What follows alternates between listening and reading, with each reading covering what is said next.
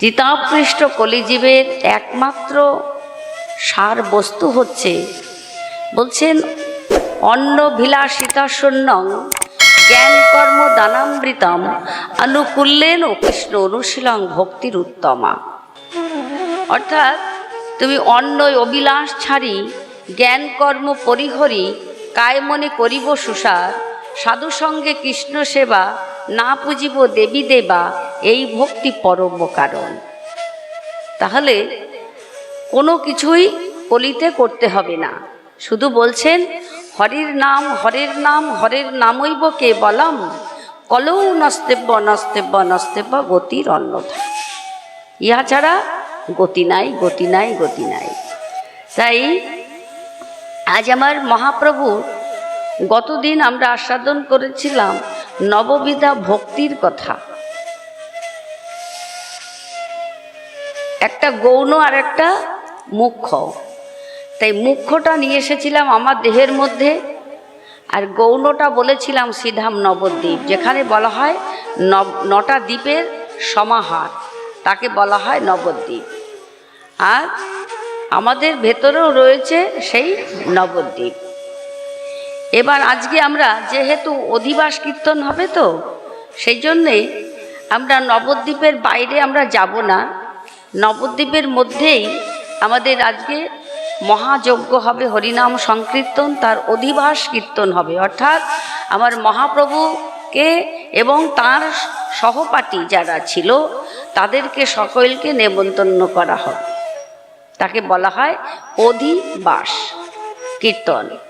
তাহলে এই অধিবাসের আগ মুহূর্তে মহাপ্রভু সর্বপ্রথম হরিনাম করেছিলেন কোথায়? করেছিলেন শ্রীধাম নবদ্বীপে শ্রীবাস অঙ্গনে, শ্রীবাস অঙ্গনে করেছিলেন।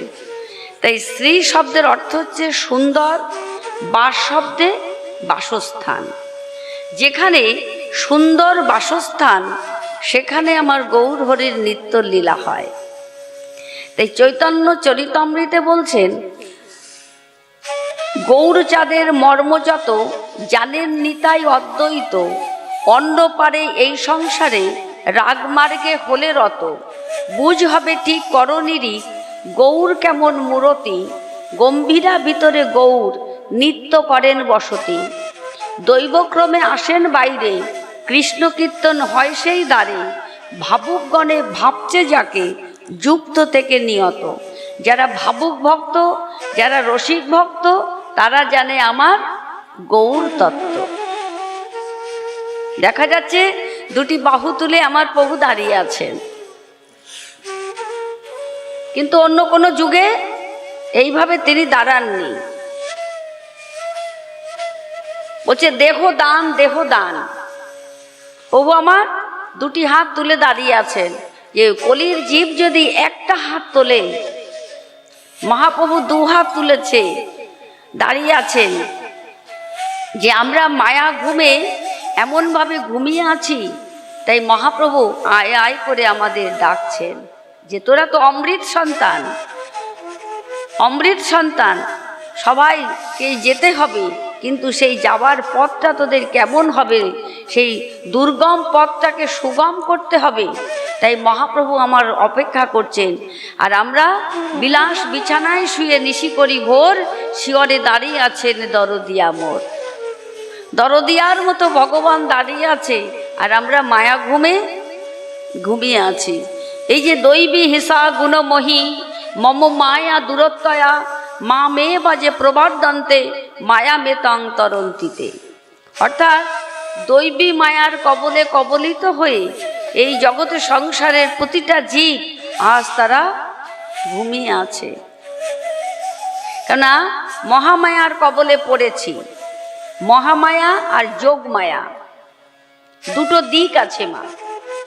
আমরা যেমন ভগবানের কথা ভুলে গিয়ে আমরা পার্থিব জগতে, যেমন এই যে দুর্গা পুজো হয়, দুর্গা পুজোর সময় আমরা কি বলি? ধনং দেহি, জনং দেহি, পুত্রাং দেহি, যশ দেহি, সর্ব কিছু দেহি মে, তাই না? এই যশ মান প্রতিষ্ঠা ধর্ম অর্থ কাম মুখ্য এই চতুর্বর্গের ফল আমরা মায়ের কাছে চাই। মা কি দেওয়ার কর্তা? তবু আমরা অভিনয় করে বাটা সাজিয়ে সাজিয়ে মায়ের অষ্টমীর দিন যাই, তাই তো? তাহলে মায়ের কাছে কি চাইতে হয় সেটাই তো আমরা জানি না। মহাপ্রভু সুন্দর করে বুঝিয়ে দিয়েছেন জগৎকে যে তুমি মায়ের কাছে চাইছো ধনং দেহি, ধন দিলে কি তুমি রাখতে পারবে?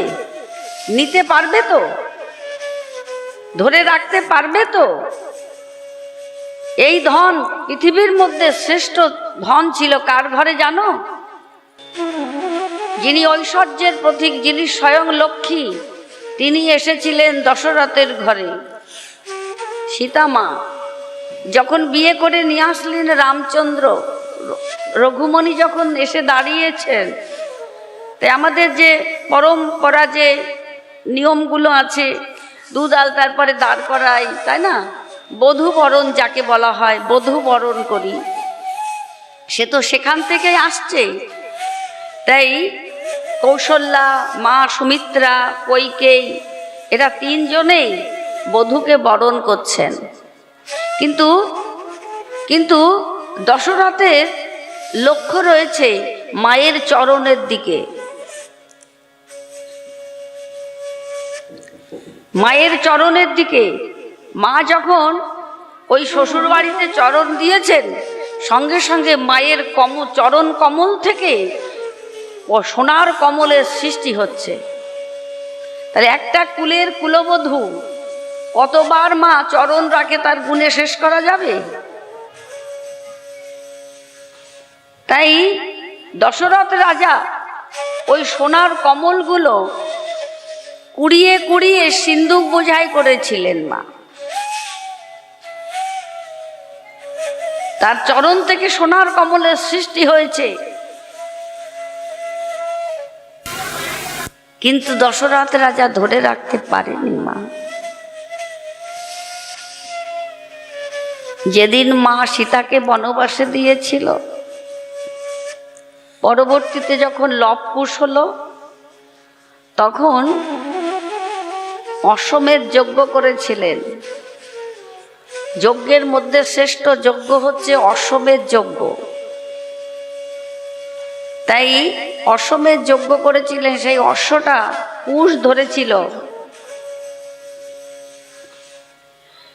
যখন যুদ্ধ হলো, সব নিহত হলো, বলে 5টা সোনার কমল দিতে হবে, তবে তোমাদের অশ্ব ছেড়ে দিতে পারি।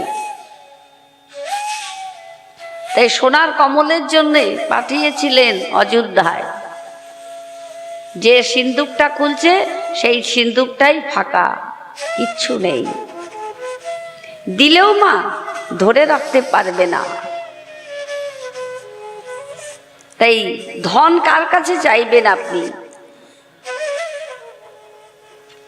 ধন কার কাছে চাইবেন? এই পার্থিব জগতের এই সংসারে আপনার কিছু চাওয়া লাগবে না। না চাইতেই ভগবান আপনাকে মাথার থেকে পা পর্যন্ত কতগুলো জিনিস দিয়েছে, কত টাকার জিনিস দিয়েছে, আপনি হিসাব করতে পারবেন না। কি দেয়নি বলুন ভগবান? এবার আমরা পার্থিব জগতের সমস্ত সম্পত্তি নিয়ে মারামারি ডাঙাডাঙি করছি। এই ভাইয়ে ভাইয়ে গন্ডগোল, বাবা ছেলের গন্ডগোল। জানেন, আগেরকার দিনে ছেলেদের কিংবা মেয়েদের শিক্ষা দিত টোলে, অর্থাৎ গুরুগৃহে দিতেন। তারা সুশিক্ষায় শিক্ষিত হয়ে তারপরে যখন গৃহে আসতো, তখন তাদের কাম, ক্রোধ, লোভ, মোহ, মদ, মাৎসর্য এইগুলো থাকতো না। কত শান্ত ভাব থাকতো তাদের। যেমন শ্রীমদ্ ভাগবতে আপনারা অম্বরীশ মহারাজের কথা শুনেছেন তো? এই অম্বরীশের পিতা হচ্ছেন নাভাগ। এই নভগের পুত্র নাভাগ। তাই নাভাগ ছিলেন ছোটবেলার থেকে গুরুগৃহে গিয়েছিলেন। এই নাভাগ যখন গুরুগৃহে গেলেন, তখন অন্য 2 ভাই মনে মনে চিন্তা করলো, ও মনে হয় গুরুগৃহের থেকে সন্ন্যাসী হয়েছেন, তো সাধু হয়ে গেছে, তো আর কোনোদিন ফিরে আসবে না। তাই বাবার যত সম্পত্তি ছিল, বিষয় সম্পত্তি, দুই ভাগে ভাগ করে ভাইয়েরা সব নিয়ে নিয়েছে। এবার নাভাগ তো বহুদিন পরে ওই নাভাগ তখন ফিরে এসেছে গৃহে। গৃহে ফিরে এসে জিজ্ঞাসা করছে, দাদা আমার ভাগেরটা কোথায়, আমার ভাগটা কোথায়? তখন ভাইয়েরা বলছে, তোমার ভাগ আছে। কোথায় আছে? না, তোমার ভাগে ওই বুড়ো বাবাকে রেখেছি।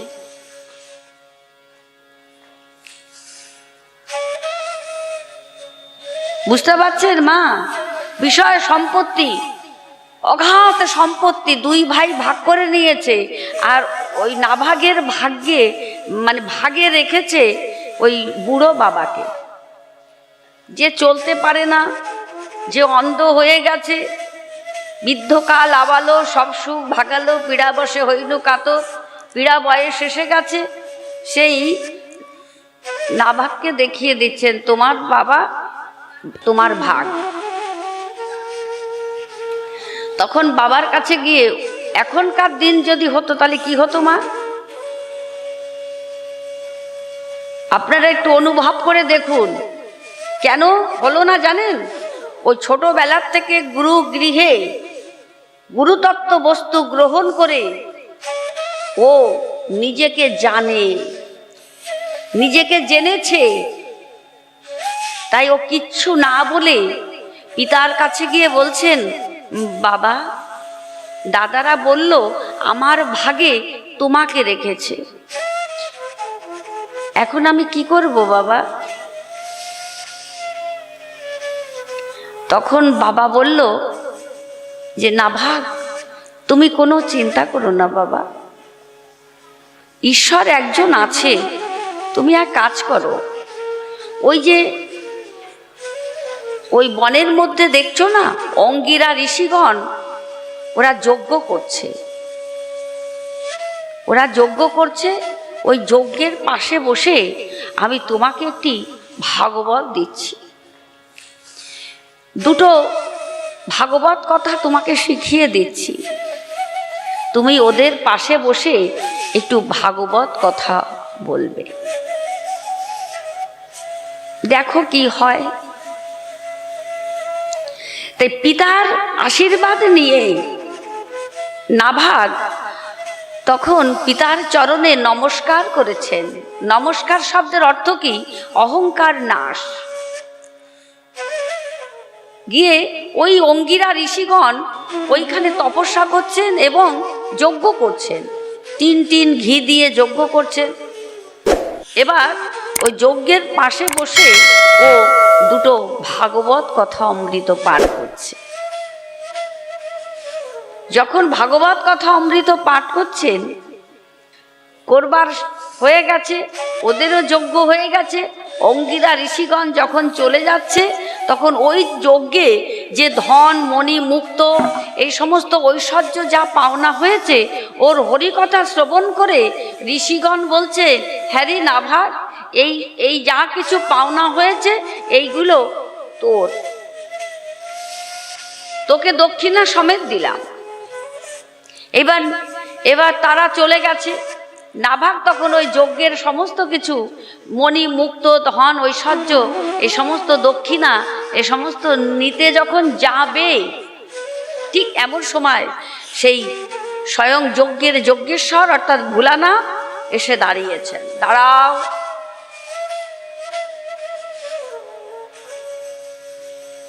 এর একটাতেও তুমি হাত দেবে না। কেন ঠাকুর?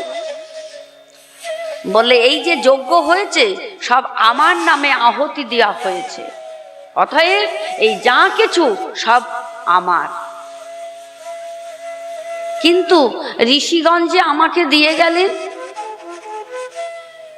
ঠিক আছে, তুমি তোমার বাবার কাছে গিয়ে জিজ্ঞাসা করো এইগুলো কার প্রাপ্য।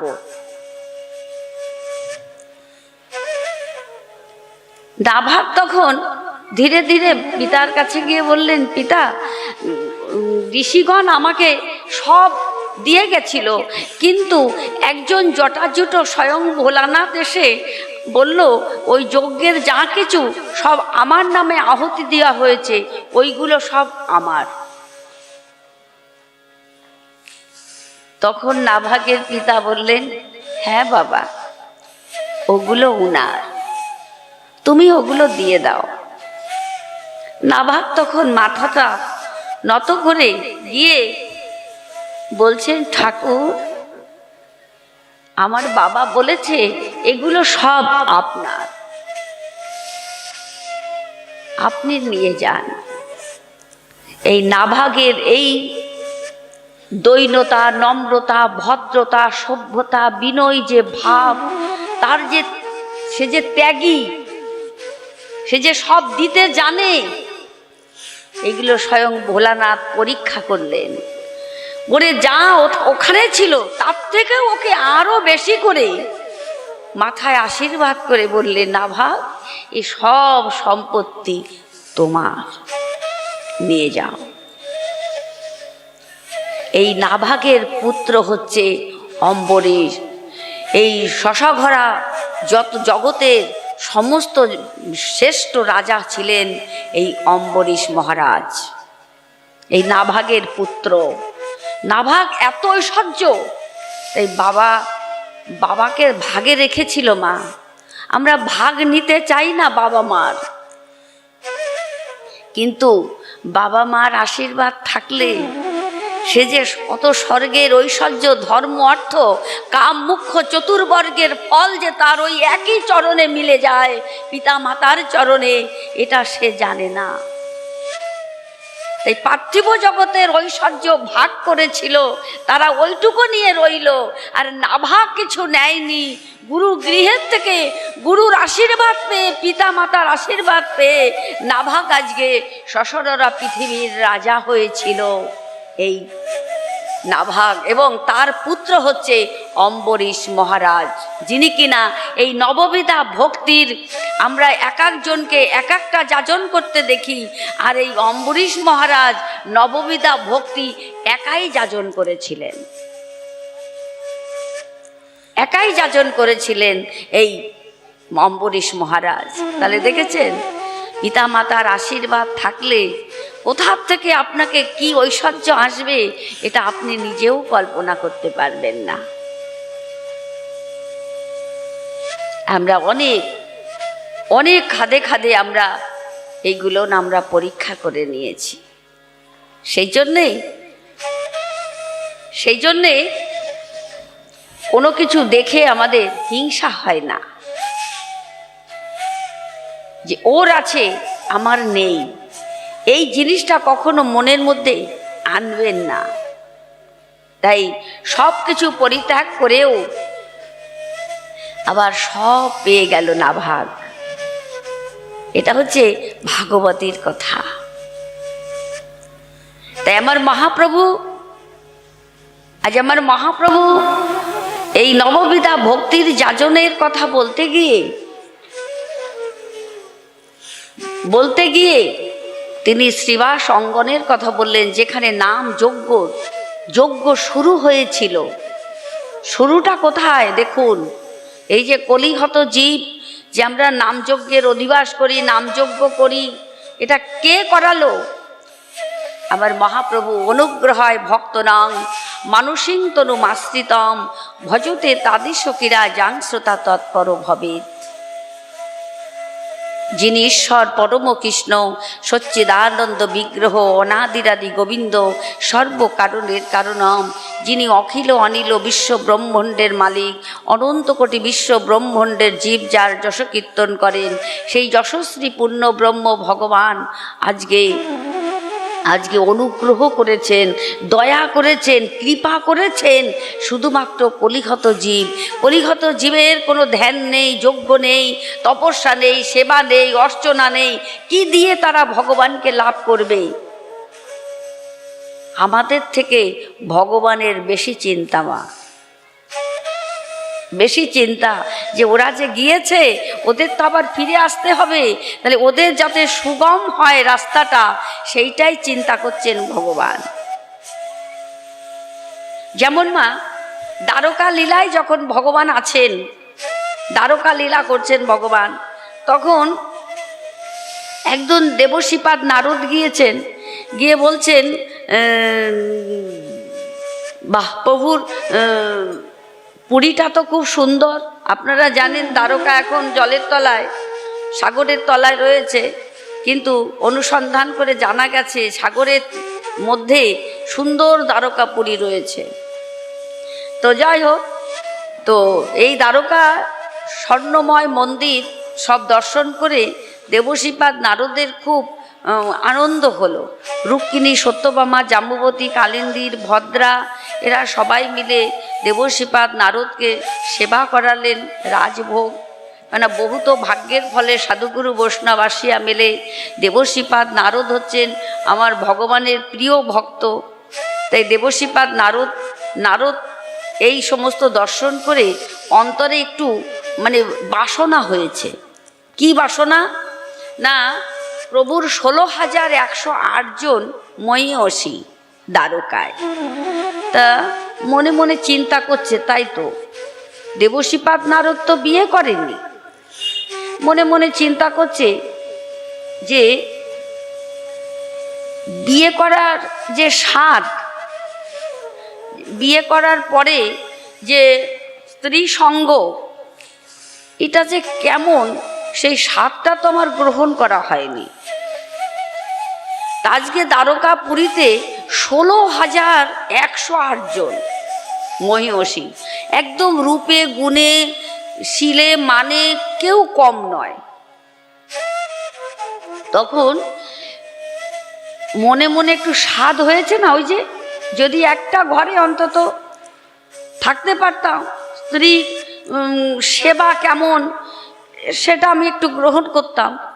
অন্তর্যামী ভগবান অন্তরে তিনি জেনেছেন। তখন বলছে, দেবশ্রীপাদ আজকে তোমাকে কোথাও যেতে হবে না, এই দ্বারকায় তুমি থেকে যাও। কেন প্রভু?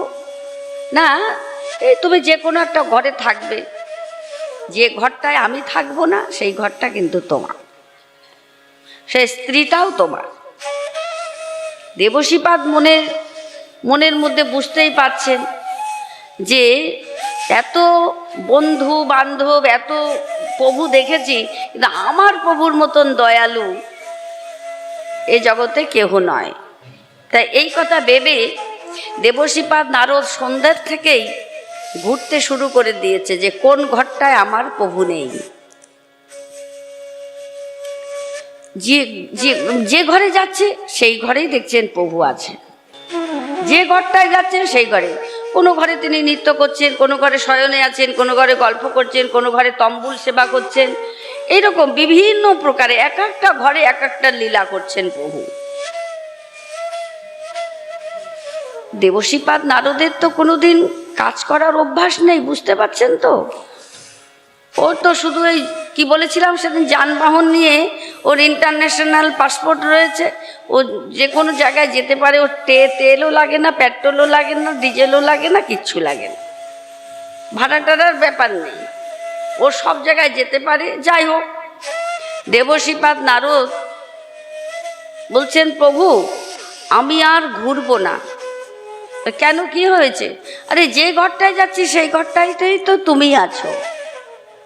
ভগবান হাসতে হাসতে বললেন, দেবশ্রীপাদ এই 16,108টা ঘরে নয়, এই অনন্ত কোটি বিশ্ব ব্রহ্মাণ্ডের যত ঘর আছে প্রত্যেকটা ঘরের মধ্যে আমি আছি। যে ঘরে যেদিন আমি থাকবো না সেই ঘরটা সেদিন মৃত বলে ঘোষণা হবে। সেই ঘরের আর কোনো মূল্য থাকবে না, দাম থাকবে না।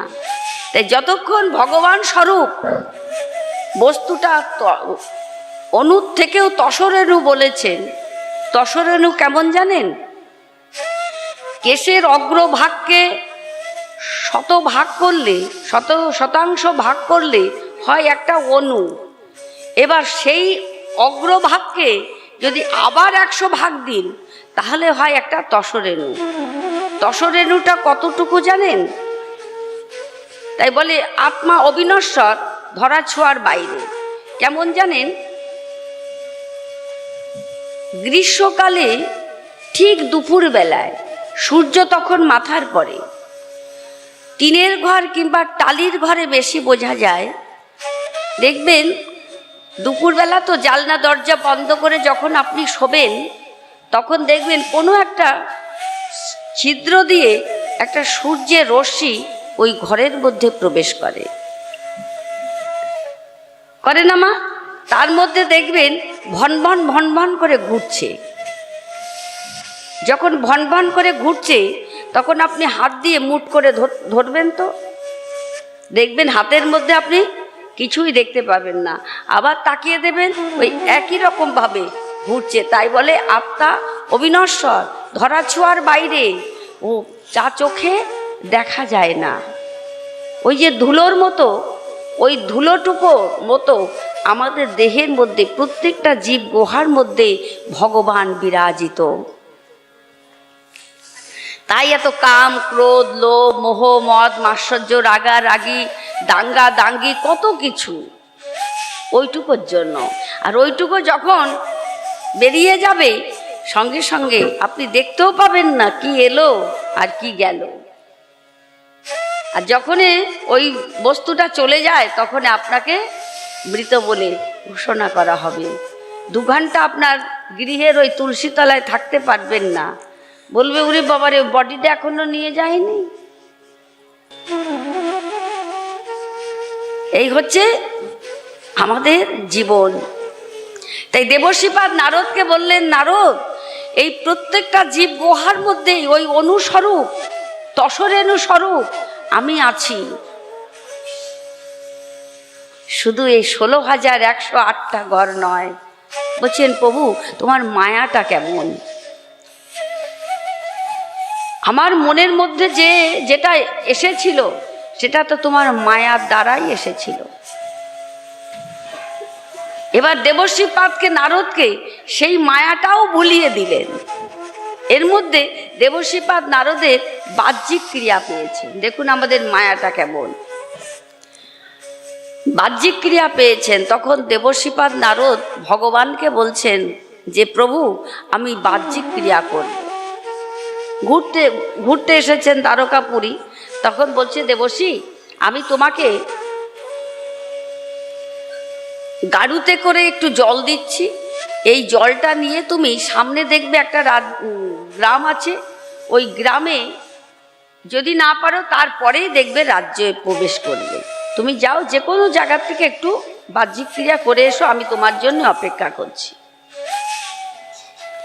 জল নিয়ে দেবশ্রীপাদ চলে গেলেন। গিয়েই দেখছেন খুব মহামারী হয়েছেন, বন্যা হয়েছেন, মানে এত পরিমাণে ঝড় হয়েছে। সেই বন্যার কবলে কবলিত হয়ে বাড়ি ঘর দুয়ার সব জলের তলায়। তখন তার থেকে একটি সুন্দরী কন্যা 2 হাত বাড়িয়ে চিৎকার করে ডাকছেন, কে আছো, বাঁচাও বাঁচাও বাঁচাও বাঁচাও করছে। দেবশ্রীপাদ নারদ এই গাড়ুটা মাটিতে রেখে সঙ্গে সঙ্গে দৌড়ে গিয়ে ওই সুন্দরী কন্যার হাতটা ধরে ওকে জল থেকে তুলেছে। তুলেই তখন কন্যাটি বলছেন যে, ঠাকুর তুমি তো আমাকে রক্ষা করলে, প্রাণে বাঁচালে। আমার বাড়ি ঘর দুয়ার, পিতা মাতা ভ্রাতা সবাই জলের তলায়, কেউ বেঁচে নেই। তো ঠাকুর, তুমি যে আমার হাতখানা ধরে আমাকে বাঁচালে, তা অন্য কোনো পুরুষ কোনো দিন আমাকে আর গ্রহণ করবে না। এখন আমার উপায়টা কি হবে? দেবশ্রীপাদ তখন নারদ কি করলেন, গলায় কণ্ঠীমালা ছিল, গলায় কণ্ঠীমালা, ওই মালাটা খুলে তখন ওই কন্যাটির গলায় পরিয়ে দিয়ে, এবার তিলক দিয়ে সেবা করিয়ে তাকে তখন স্ত্রী রূপে মর্যাদা দিলেন এবং তাকে গ্রহণ করলেন। এবার সুন্দরী স্ত্রী পেলেন। হাতটা ধরে আরেকটুখানি এগোতেই গিয়ে দেখে একটা রাজ্যে প্রবেশ করেছে। সেই রাজ্যের সকলেই ওইখানে কান্নাকাটি করছে। ব্যাপারটা কি হলো? এগিয়ে গেলেন, তখন ওই রাজ্যের সমস্ত মানুষগণ তখন ওদের দুজনকে দেখছেন যে আমাদের দেশের রাজা মারা গেছে, রাজ্যের রাজা মারা গেছে, তা ভগবান মনে হয় কৃপা করেছেন, তাদের সেই সৌম্যকান্তি রূপ দর্শন করে এবার বলছেন, আমরা তোমাকেই অভিষেক করে রাজা করে নেব। এবার রাজার সদ্গতি সমস্ত কিছু করে অভিষেক করে ওই দেবশ্রীপাদ নারদকে সেখানকার রাজা করে দিলেন। পাশে আছে সুন্দরী স্ত্রী রয়েছে, তিনি হয়ে গেলেন রানীমা।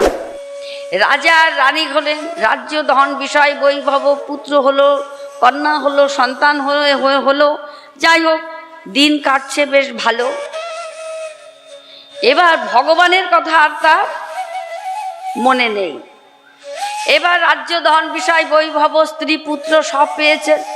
হঠাৎ আজ কি হলো জানো?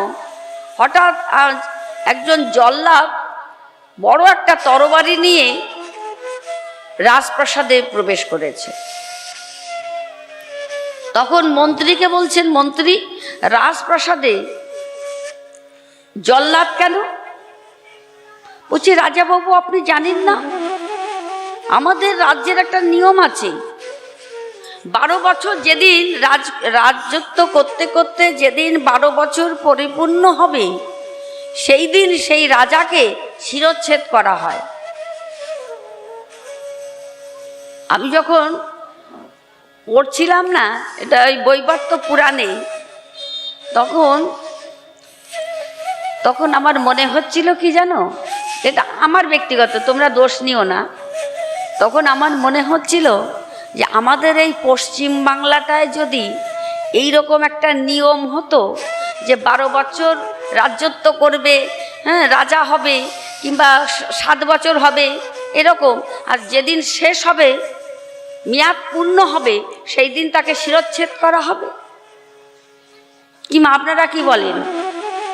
শিরচ্ছেদ করা হবে, তাহলে মনে হয় এত গন্ডগোল হতো না, তাই না? কেউ হতেই চাইতো না মন্ত্রী রাজা, এটাই আমি সবসময় ভাবি। তাই দেবশ্রীপাদ নারদ তখন সুন্দরী স্ত্রী, ভাল লাগবে মা, বড় তরবারি যখন নিয়ে সামনে দাঁড়িয়েছেন শিরচ্ছেদ করবে, তখন স্ত্রী পুত্র পরিজন রাজ্য ধন বিষয় বৈভব এগুলো তার ভালো লাগবে? সে তার দিকে চাইবে? আর ও তখন ওই সিংহাসন থেকে লাফ দিয়ে পড়ে দৌড়াচ্ছে রাজা বাবু। দৌড়াতে গিয়ে দেখে ওই গাড়ুটা। ওই গাড়ু দেখেই প্রভুর কথা মনে পড়েছে। প্রভু গাড়ুটা হাতে নিয়েছে, হচ্ছে প্রভু তুমি কোথায়, প্রভু কোথায়? তখন দিয়ে দেখে স্বয়ং ভগবান কৃষ্ণ দাঁড়িয়ে আছে। কি হলো দেবর্ষি, তুমি গলায় হাত দিচ্ছ, থরথর করে কাঁপছো, এরকম পাগলের মতন কি করছো তুমি? যে প্রভু আর বলবেন না প্রভু, আরেকটু হলেই আমার শিরচ্ছেদ হয়ে যাচ্ছিল। কেন প্রভু, আমি কোথায় ছিলাম? কেন তুমি যে বললে আমি বাহ্যিক ক্রিয়া করব, তোমাকে আমি জল দিলাম, সেই জলটা নিয়ে তুমি গেলে বাহ্যিক ক্রিয়া করতে। কতদিন হয়ে গেছে জানো দেবর্ষি? 12 বছর হয়ে গেছে তুমি বাহ্যিক ক্রিয়া করতে গেছো। জানো দেবর্ষি, এইভাবে না সবাই এই পৃথিবীতে যায়, আমি সকলের জন্যে অপেক্ষা করে দাঁড়িয়ে থাকি। বিলাস বিছানায় শুয়ে নিশি করে ভোর, শিয়রে দাঁড়িয়ে আছে দরদি আমর। আমি সকলের জন্য অপেক্ষা করে বসে থাকি, আমার অমৃত সন্তান গিয়েছে। তুমি তো 12 বছর পরে তোমার মনে পড়েছে, তুমি ফিরে আসলে। এইভাবে সবাই চলে যায়। কেউ 50 বছর, কেউ 60 বছর, কেউ 70 বছর, 80 বছর, 90 বছর, 100 বছর পার হয়ে যাচ্ছে, তবুও কারুর আমার কথা মনে পড়ছে না। তবে আসতে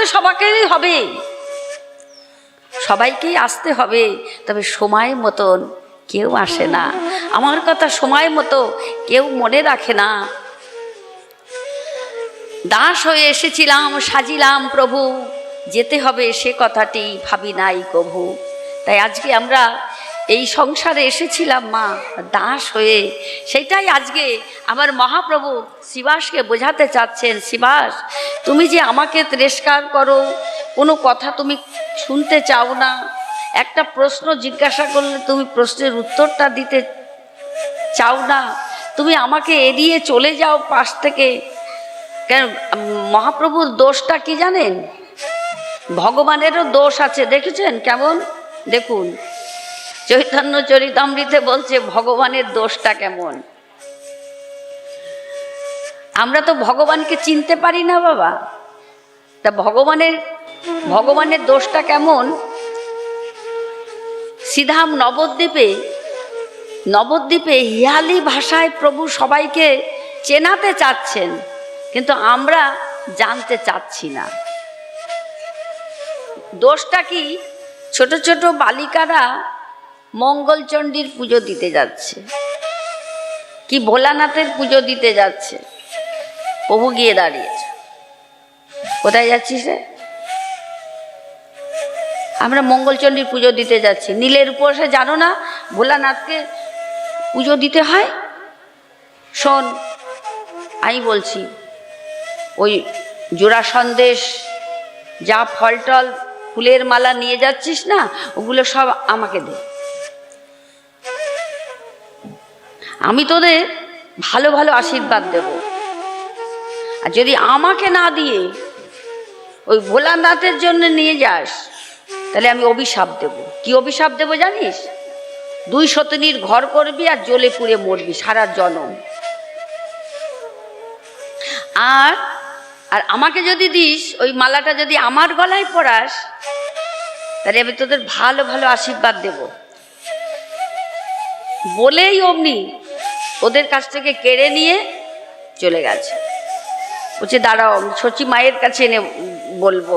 সচি মায়ের কাছে গিয়ে বলতে গেছে, সচি মা দেখো দেখো, তোমার নিমাই এরকম করে আমাদের কাছে বলেছে আর আমাদের অভিশাপ দিয়েছে।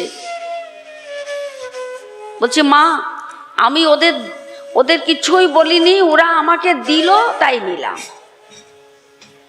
মানে যা কিছু পুজো করতে যাবে মা, আসন শুদ্ধি করবে ভগবানের মন্ত্র, জল শুদ্ধি করবে ভগবানের মন্ত্র, আচমন করবে ওং বিষ্ণু বলতে হবে। তাহলে সব কিছুতেই যদি ভগবানের মন্ত্রটা তুমি পাঠ করলে, আচ্ছা যে কোনো ফুল হতেই পারে, ফুলের মধ্যে যে সুতোটা আছে না, ভগবান বলছেন ওই সুতোটা আমি। তাহলে ওই সুতোটাই আমি, সবেতের মধ্যেই আমি আছি। তাই তোমরা কার পুজো করতে যাচ্ছ? তাই ভগবান ওইটা বোঝাতে গিয়ে ওদের কাছ থেকে কেড়ে কেড়ে নিয়ে নিজে নিজে খেয়ে নিয়েছে। এই হচ্ছে ভগবানের দোষ, আমরা তাকে চিনতে পারিনি। তাই হঠাৎ একদিন সিধাম নবদ্বীপে কেশব কাশ্মীরি আসলেন, মা সরস্বতীর বরপুত্র অর্থাৎ মানস পুত্র। সবাই তুচ্ছ তাচ্ছিল্য করে ভগবানকে, কেউ ভালোবাসে না, বুঝতে পারে না ভগবানকে, বোঝার চেষ্টা করে না। একদিন কেশব কাশ্মীরি আসলেন, সরস্বতীর বরপুত্র, পৃথিবীর সমস্ত দেশকে জয় করে এসেছেন। যে যে দেশ জয় করেছে সেই সেই দেশের এক একটা জয় পতাকা নিয়ে আসছেন, ঘোড়া হাতি এই সমস্ত চেপে আসছেন। নবদ্বীপে আসলেন, আর নবদ্বীপ শুনেছেন তিনি যে এই ভারতবর্ষের সর্বশ্রেষ্ঠ বিদ্যা কেন্দ্র সিধাম নবদ্বীপ। তাই নবদ্বীপে সমস্ত যাদা পণ্ডিতগণ আছে, তাদের যদি জয় করতে পারি তাহলে আমি বিশ্বজয়ী। এই আফলন করতে করতে তিনি আসলেন। গদাধর ছুটতে ছুটতে গিয়ে বলছেন, প্রভু সর্বনাশ হয়ে গেছে। কি হয়েছে গদাধর? বলছেন, প্রভু নবদ্বীপে যত ন্যায়রত্ন থেকে শুরু করে তর্কলঙ্কা ওরা সবাই পালিয়ে গেছে। কেন না, কেশব কাশ্মীরি আসছেন সিধাম নবদ্বীপে। জয় পতাকা, ওরা চুরি করে জয় পতাকা লিখতে যাচ্ছিল, বলে যা হয় হোক গে, নিমাই পণ্ডিত বুঝবে, আমরা চল। যত অপমান বলছে চলো প্রভু, তুমিও পালিয়ে চলো। প্রভু আমার বসে আছেন, বলছেন গদাধর তুমি চিন্তা করো না, ভগবান দর্পহারী, যে যত অহংকার করবে ভগবান সব সইতে পারে, কিন্তু অহংকারটা ভগবান সইতে পারেন না। ওর দর্প এইখানেই চূর্ণ হবে, তুমি কোনো চিন্তা করো না। তাই প্রভু আমার গঙ্গার ধারে সন্ধ্যাবেলায় বসেছেন ছাত্রদের নিয়ে।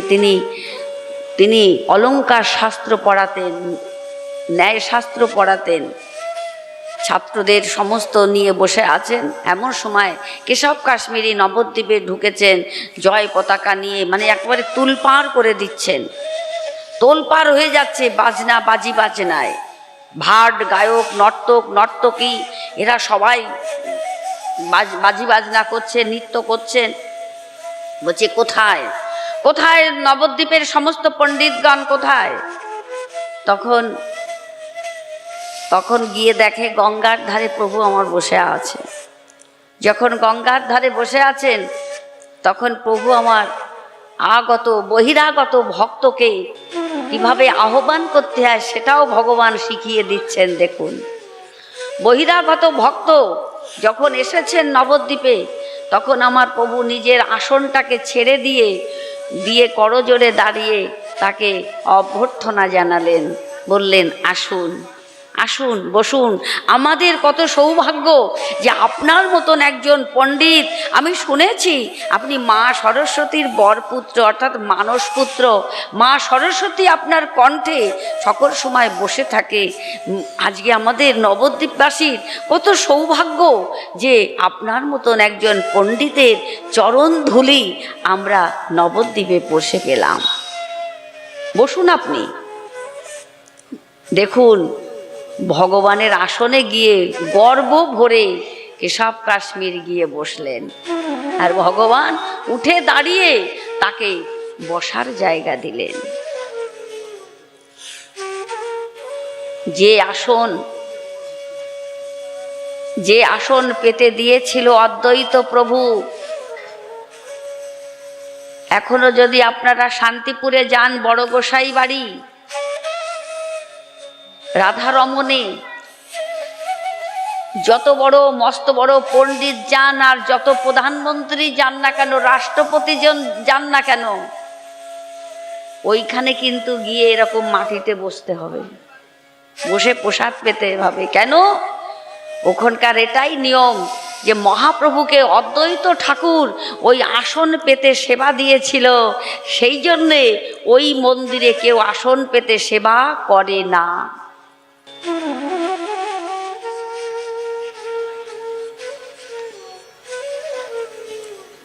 তো সেই আসনে কেশব কাশ্মীরি এসে বসছেন।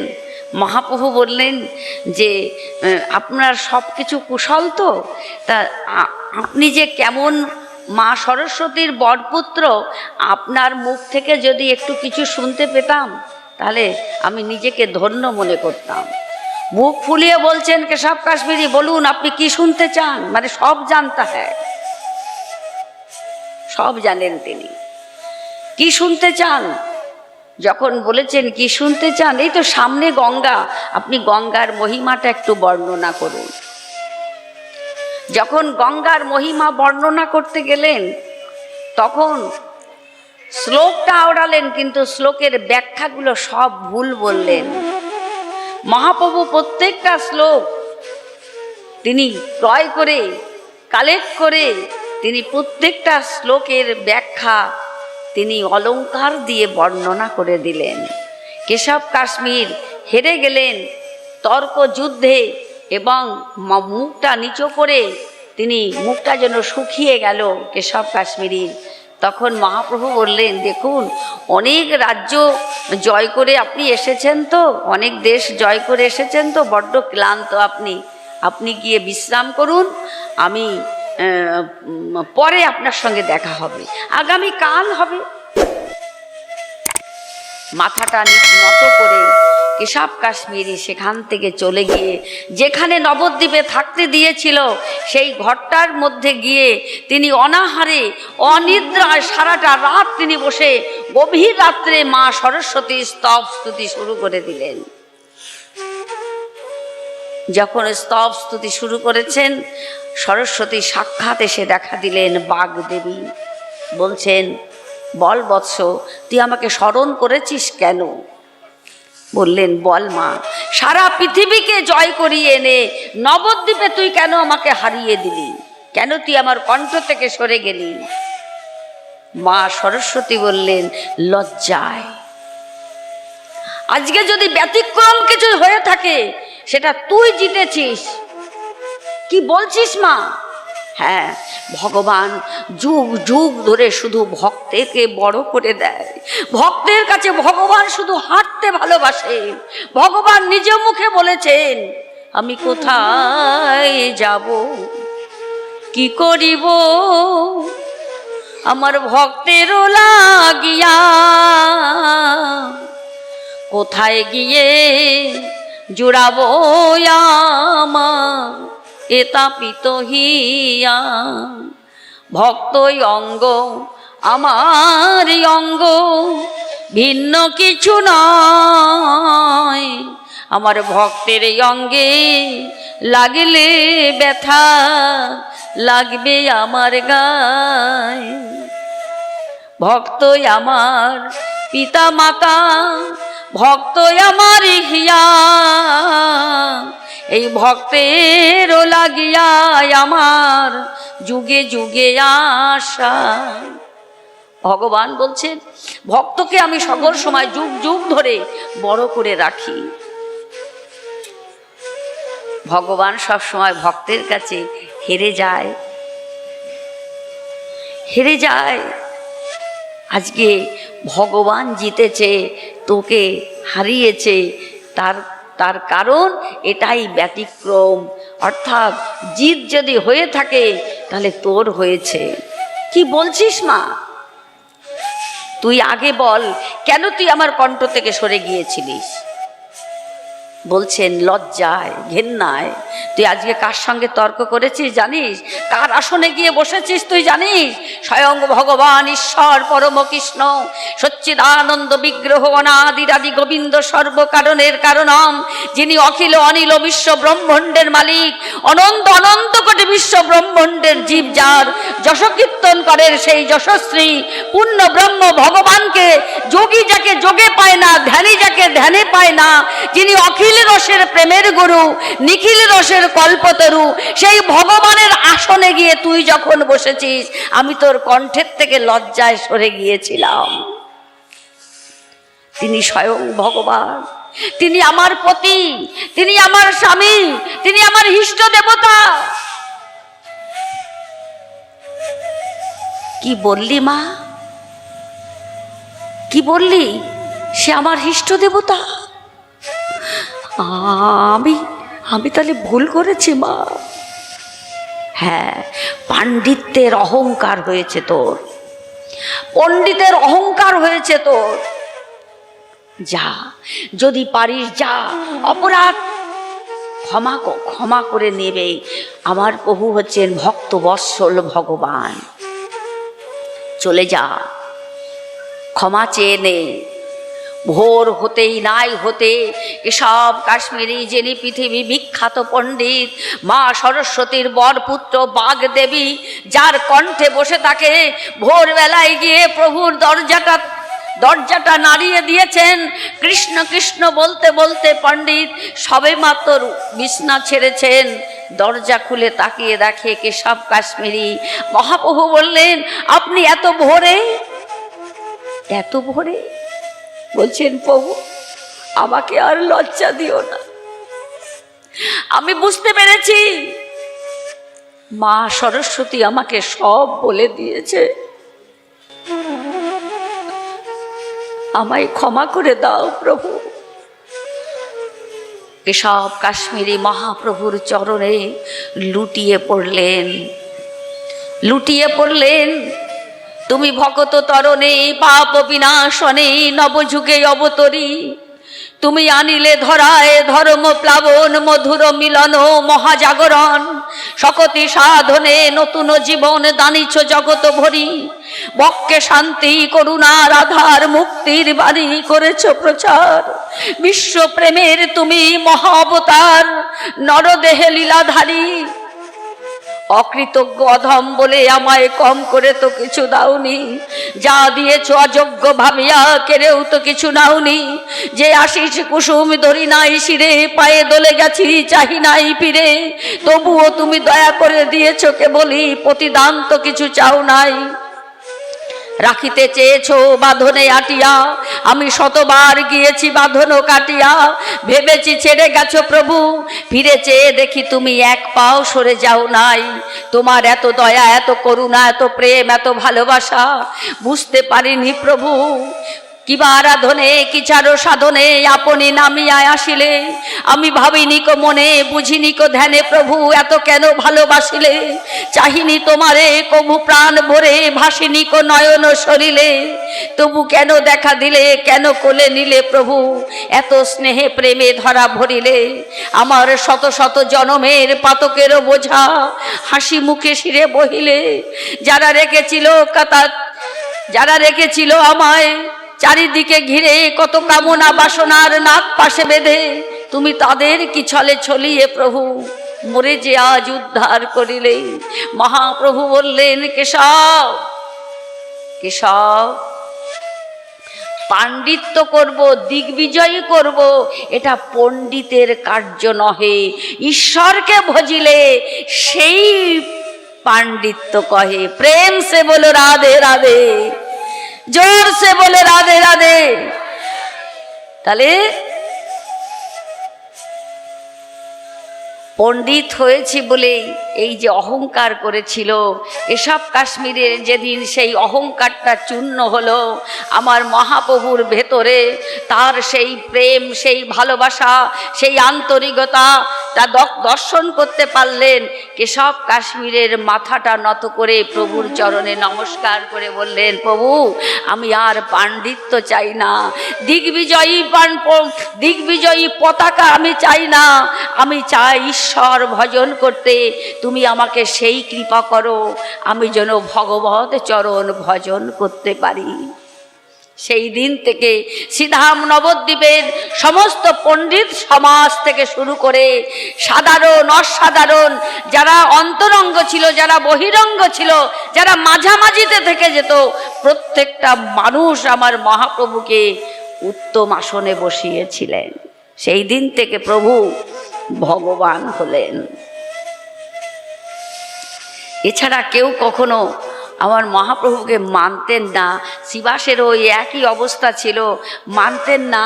তখন মহাপ্রভু বললেন, শিবাস সামনে তো মাঘী পূর্ণিমা আসছে, সেই দিন চন্দ্রগ্রহণ লাগবে, সেই চন্দ্রগ্রহণে সকলেই যদি গঙ্গা স্নান করে, তাহলে লক্ষ লক্ষ জনমের অর্জিত পাপ বিনাশ হবে। তাই এই লোভে লোভাতুর হয়ে সবাই যথাদিনে যথাসময়ে গঙ্গা স্নান করতে গেলেন।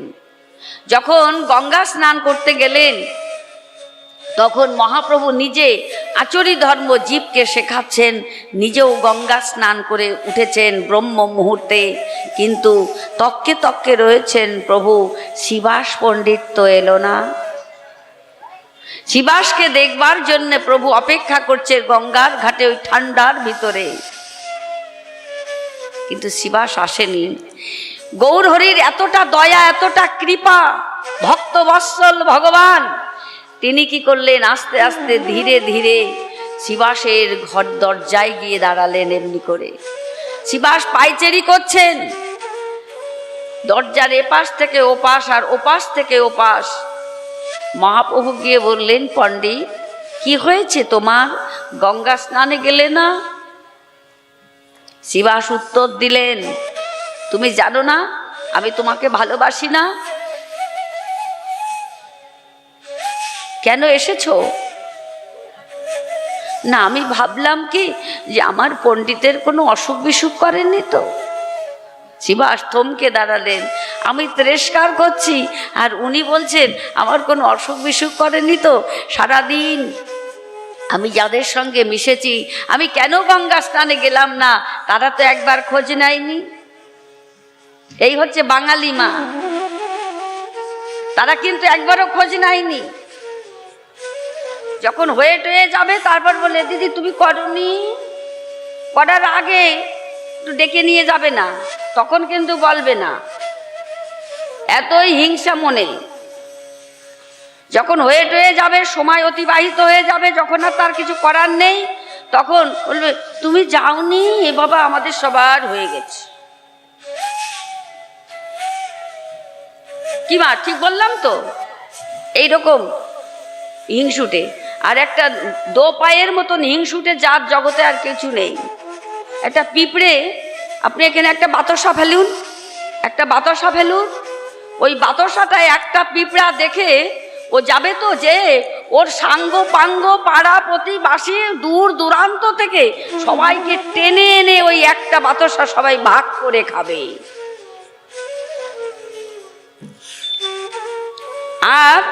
আর মানুষ নিজের ভাই অনাদরে রয়েছে, ও খেতে পারছে না, আর ও ভালো মন্দ ডাইনিং টেবিলে বসে খাচ্ছে, কিন্তু ছোট ভাইটা খেতে পারছে না, ওর ক্ষমতা নেই, কিন্তু বড় ভাইটা ডেকে নিয়ে আমি যা খাচ্ছি তুইও তাই খাবি বলে কোনো সময় ডাকবে না। একটা জিনিস পেলে কেউ দেখিল কি না, চারিদিকে লক্ষ্য করে দেখবে, নিজের ভাইকেও বলবে না যে আমি এইটা পেয়েছি। অন্য লোক তো দূরের কথা। এই হচ্ছে বাঙালি। কিন্তু একটু যান, একটু মারোয়ারিদের দিকে যান, দেখবেন একটা ভাই যদি গরিব থাকে, একটা ভাইয়ের যদি ক্ষমতা না থাকে, সেই ভাইটার জন্যে আরো কতগুলো বন্ধু বান্ধব দিয়ে ভাইয়েরা মিটিং করে ওকে কি করে তোলা যায়, আমাদের সমকক্ষ করা যায়, সেইটা ওরা ভাবে, সেটা করেও থাকে।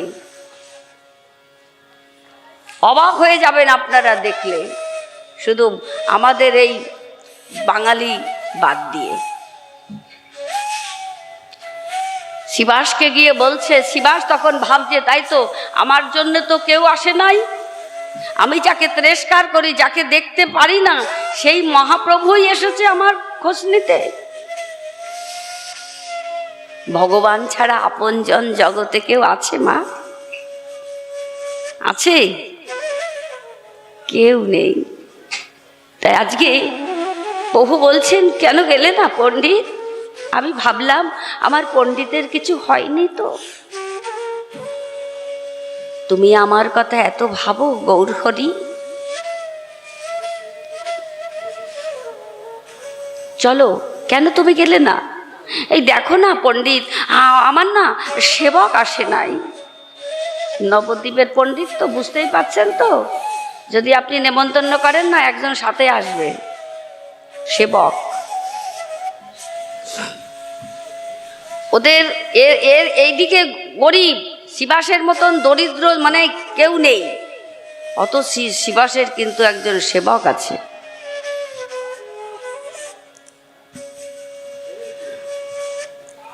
ওদের সেবকটা আসে নাই। গঙ্গা স্নানে যেতে গেলে এই শুকনো জামা কাপড়গুলো গুছিয়ে রেখেছি, সেবার উপকরণগুলো গুছিয়ে রেখেছি, কিন্তু আমি যেতে পারছি না, আমার সেবক আসেনি। অন্তর্যামী ভগবান ভাবলেন, পণ্ডিত আজ তোমার সেবক আসবে না। সামনে দিয়ে যান কেন আপনারা?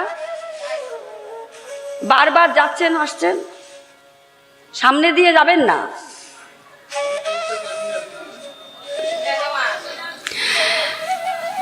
শিবাসকে তখন বললেন, পণ্ডিত তুমি চলো, আমি তোমাকে নিতে এসেছি,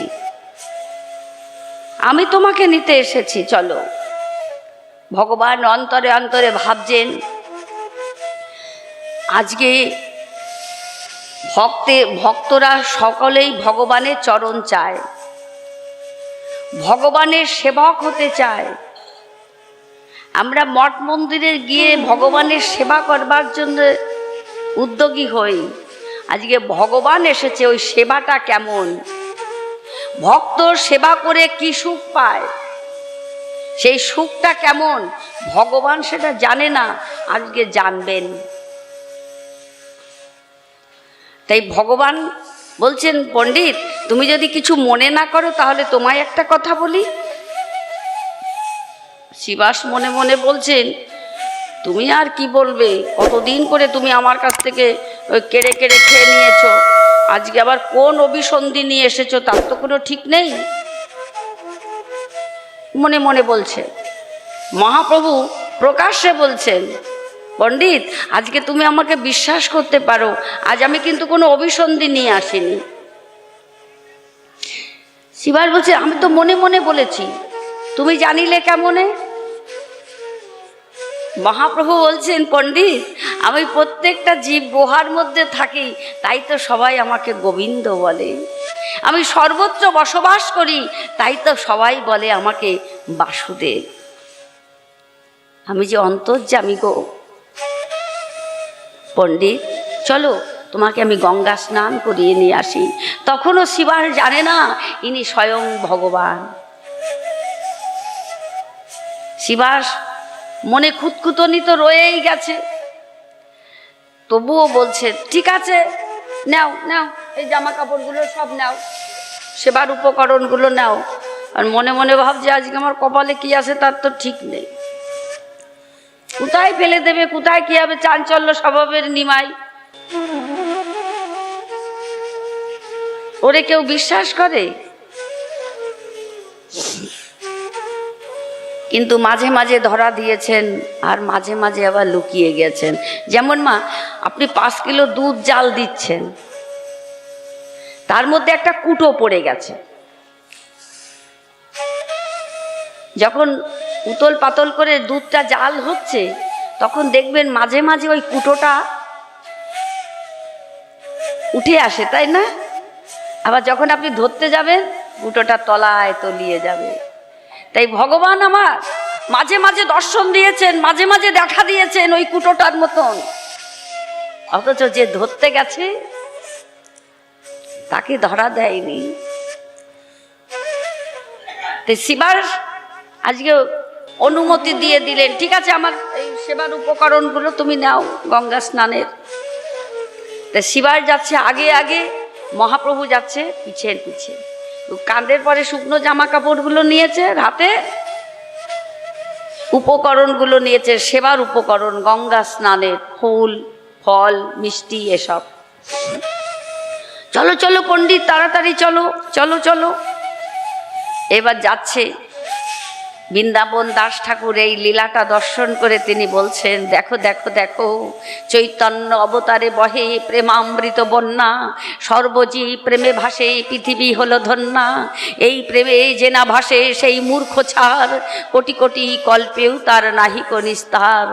চৈতন্য অবতারটা কি অদ্ভুত, বিধিগো যদি আমাকে এই কলিতে জন্ম দিলে তবে সেদিন কেন দিলে না? চৈতন্য লীলাটা আমি দর্শন করে আনন্দ পেতাম, ওহে বিধি আমাকে সেদিন তুমি কেন জন্ম দিলে না? সেদিন যারা জন্মেছিল তাদের চরণে আমার কোটি কোটি দণ্ডবাদ নমস্কার। সেদিন যারা এই লীলা দর্শন করেছিল, তাই মহাপ্রভুর উদ্দেশ্য করে বৃন্দাবন দাস ঠাকুর চৈতন্য ভাগবতে নিজেকে ধিৎকার দিয়ে বললেন, কেন আমায় সেদিন জন্ম দিলে না? অদ্যপন্ত চৈতন্য লীলা অলৌকিক যেন, শ্রদ্ধা করি শুনইয়া সত্য করে মানো। যেই তর্ক করিয়া সেই মূর্খ ছাড়, কোটি কোটি কল্পেও তার নাহিক নিস্তার। চৈতন্য অবতারটা বড় অদ্ভুত পূর্ণ অবতার। মহা ভগবান যাচ্ছে পিছে পিছে, ভক্ত যাচ্ছে আগে আগে। এইভাবে যখন গঙ্গার ঘাটে পৌঁছে গেলেন, বললেন, পণ্ডিত চলো চলো চলো, তুমি আগে যাও গঙ্গা স্নানে, আমি তোমার জন্য অপেক্ষা করছি। আর বারবার পেছন ফিরে ফিরে তাকিয়ে তাকিয়ে দেখছে যে আমার ফুলের বাটা, ফল মিষ্টির বাটা আর জামা কাপড়গুলো ঠিক আছে কিনা, এমনি করে করে দেখছে। গঙ্গায় নেমেছে, হাঁটু পর্যন্ত গঙ্গায় নেমে গেছে, তখন আরবার দেখে নিলেন ঠিক আছে তো। কোমর পর্যন্ত নেমেছে, তখনও একবার দেখলেন ঠিক আছে তো। কণ্ঠ পর্যন্ত নেমেছেন, তখনও দেখেছেন ঠিক আছে তো। ডুব দিয়েছেন, ডুব দেওয়ার পরেই তিনি সূর্য নারায়ণকে নমস্কার করছেন, জবা কুসুম সংকর্ষং কাশ্যপেয়ং মহাদুতিম ধান্তরিং সর্বপাপগ্ন প্রণতস্মি দিবাকরম কৃষ্ণায় বাসুদেবায় হরয়ে পরমান্তনে প্রণত কেশনাশায় গোবিন্দায় নমো নমো।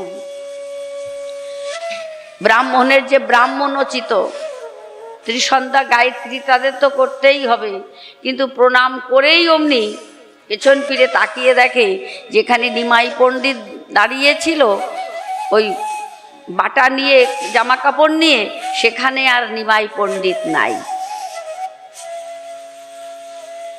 ডুব দেওয়ার পরপরই তিনি দেখলেন সেখানে এক আলোকময় আলোক জ্যোতি তিনি দর্শন করলেন। দর্শন করেই আর গঙ্গায় দাঁড়াতে পারে? গঙ্গার থেকে তত্তর করতে করতে উঠে এসে চরণে গিয়ে তিনি ষষ্ঠাঙ্গে পড়ে গেলেন।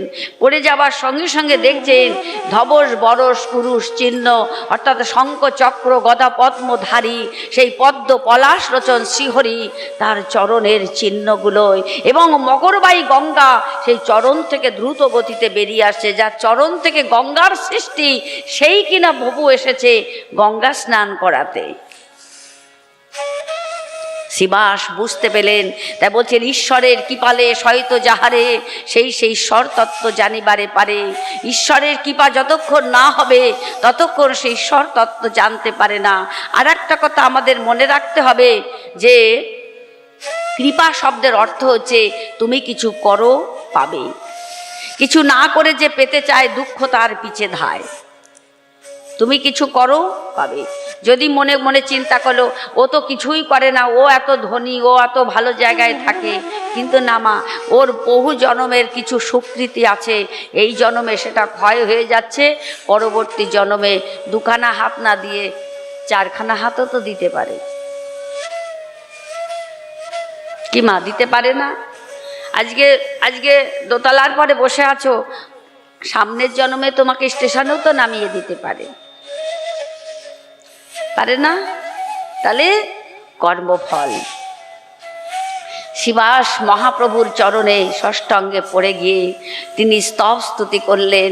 শিবাস মহাপ্রভুর চরণে কেঁদে কেঁদে বললেন, প্রভু প্রভু আমি বুঝতে পারিনি, না জেনে না বুঝে তোমার চরণে কত অপরাধ করেছি প্রভু, আমায় তুমি ক্ষমা করে দাও প্রভু।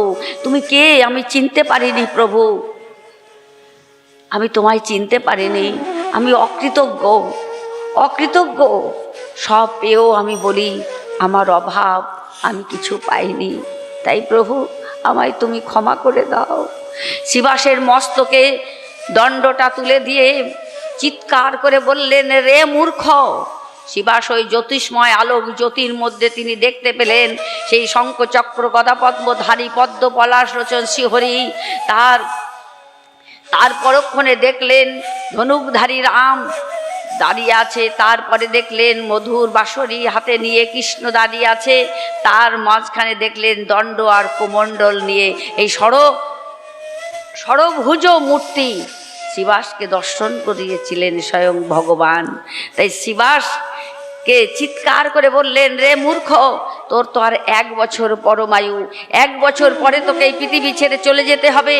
তুই যার জন্য এসেছিলিস তার কি করেছিস বল? কিসের জন্য এসেছি মা আমরা এখানে? কৃষ্ণ ভজিবার তরে সংসারে আইনু মিছে মায়ায় বদ্ধ হয়ে বৃক্ষ সম হয়নি। তাহলে আমরা যে কৃষ্ণ ভজিবার জন্য এসেছিলাম, সংসার করে মিছে গেল কাল, লাভ না হইল কিছু ঘটিল জঞ্জাল। কিসের সংসারে ছায়াবাজি প্রায়, ইহাতে মমতা করি মিছে দিন যায়। দিন গেল মিছে কাজে, রাত্রি গেল নিদ্রে, না বুঝিল রাধা কৃষ্ণের চরণার বিন্দে। এসেছি, যেতে হবে।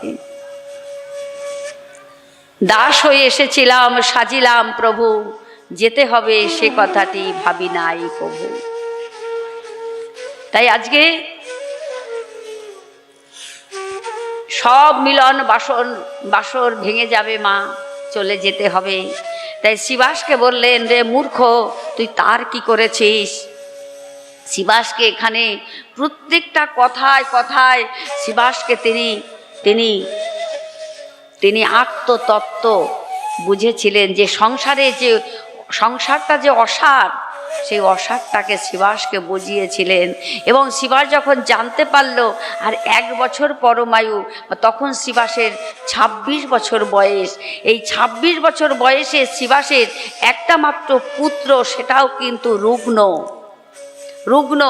মা ঘরে আছেন, মা মালিনী দেবী।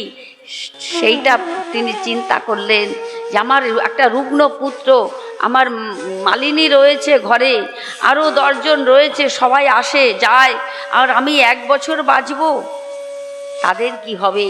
তখন মহাপ্রভুর চরণে কেঁদে কেঁদে শিবাস বললেন, প্রভু আমায় তুমি বলে দাও, এখন কোন পথ অবলম্বন করলে আমি গৌর গোবিন্দ চরণ পাব? ওই দেবশ্রীপাদ নারদের মতন তখন আর স্ত্রী পুত্র পরিজন এগুলো ভালো লাগবে? যখন সে জানতে পারবে যে আমি আর 1 বছর বাঁচব, কি আমি আর 1 সপ্তাহ বাঁচব, এক্ষুনি চলে যাব। সেই জন্য ডাক্তারবাবুরা অতি সহজে বলতে চায় না, বলে রুগীকে বলো না যে ও আর বাঁচবে না, মানে ডাক্তারের জবাব দিয়ে যায় ও আর বাঁচবে না, রুগীকে বলো না, ও বেশি আপসেট হয়ে যাবে। তখন ডাক্তারবাবু স্বয়ং ভগবান বলছে, তোর 1 বছর পরমায়ু। শিবাসের এখানে প্রশ্ন আছে মা, অনেক। তো শিবাসের অনেক প্রশ্ন আছে। তখন শিবাস প্রশ্ন করেছিলেন যে আমি এতদিন ধরে 26 বছর বয়সে আমি সংসার করেছি, সংসার করে কাল ক্ষয় করেছি, কিন্তু কোন পথ অবলম্বন করলে আমি গৌর গোবিন্দ চরণ পাব? এখানে উপনিষদে একটা সুন্দর একটা শ্লোক দিয়েছেন, বলছেন, নলিনী দলগত জলমতি তরলং তৎ জীবনং অতিশয় চপলং ক্ষণমীয় সজ্জন সঙ্গতি রেখা ভবতি ভবার নবে তরণী নৌকা। এটা আমার শুধু একার প্রশ্ন নয়, শিবাসের প্রশ্ন নয় মা, চিতা ক্লিষ্ট কলি জীবের, প্রত্যেকটা জীবের প্রশ্ন এটা। মনে হয় যেন প্রতিটা জীবের প্রতিনিধি হয়ে ভাগবতের কাছে, স্বয়ং ভগবানের কাছে এই প্রশ্নটা রেখেছিলেন। নলিনী শব্দের অর্থ হচ্ছে পদ্ম পাতার পরে জল দিলে যেমন টলমল করে, জীবের জীবনটাও ঠিক তদ্রূপ টলমল করছে, কি জানি কখন চলে যেতে হয়। তাই মাগো, আজকে আমরা আছি, সন্ধ্যা নেমে গেল, এই আজই যদি মৃত্যুর করাল ছায় এসে আমাকে কবলিত করে, কি নিয়ে যাবই বিশ্ব জগৎ থেকে? কিছু পথে হোক, কিছু সংগৃহীত তো করি নাই, যার জন্য এসেছিলাম। তাই বলছেন, জন্ম মৃত্যু দেখে মন ভাবো বারবার, এই সংসারের মায়া কবে কাটিবে তোমারও তো জীবন সূর্য যাবে অস্তাচলে, সব কিছু পড়ে রবে এই ধরণী তলে, মোহে অন্ধ হয়ে তুমি ভুলেছ তাহারে, ডুবিয়া রয়েছ তাই অজ্ঞান আধারে। তাই বলি ওরে মন, আর নয় আর, সময়ে থাকিতে করো সাধন তাহার, সব কিছু সঁপে দাও শ্রী চরণে তার, শ্রী গোবিন্দ পরম বস্তু যেন সার, গোবিন্দ ধ্যান গোবিন্দ জ্ঞান গোবিন্দ করো চিন্তন, নিত্য তাহার পদে থাকো হইয়া মগন, তিতাব জ্বালার হবে চির অবসান, চির শান্তি লাভ হবে পাবে পরিত্রাণ। এছাড়া জীবের পরিত্রাণের আর কোনো পথ খোলা নেই মা। তাই মহাপ্রভুর শ্রীচরণে নিবেদন করলেন শিবাস পণ্ডিত, বলছেন নলিনী শব্দের অর্থ হচ্ছে পদ্ম পাতার পরে জল দিলে যেমন টলমল করে, জীবের জীবনটাও ঠিক তদ্রূপ টলমল করছে, কি জানি কখন চলে যেতে হয়। আমরা নিজেরা বলতে পারি না কালকে সূর্য দর্শন করতে পারবো কি মা?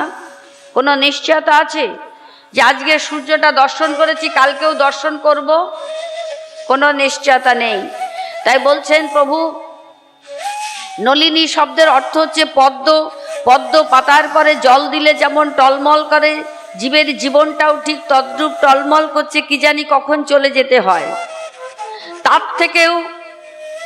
তার থেকেও চঞ্চল আমাদের মন, এই চঞ্চল মন নিয়ে যাদের পেছনে ছুটে চলেছি, এরা আমার আপন তো? এরা আমাকে গোবিন্দচরণে পৌঁছে দেবে তো? শিবাসের প্রশ্ন।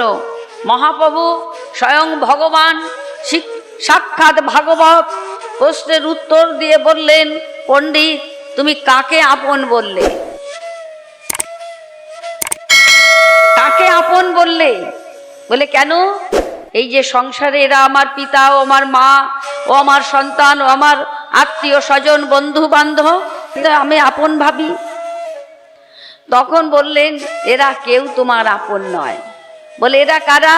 ওই যে বললাম, দৈবী হিসা গুণময়ী মম মায়া দূরত্বয়া মা মেয়ে বাজে প্রবর্ধন্তে মায়া মেতাং তরন্তিতে। দৈবী মায়ার কবলে কবলিত হয়ে যাদের তুমি আপন ভাবলে, আসলেও তো এরা কেউ তোমার আপন নয়। তাহলে এতদিন যে ভালোবাসলাম, সেই ভালোবাসার কিছু প্রতিদান পাবো না?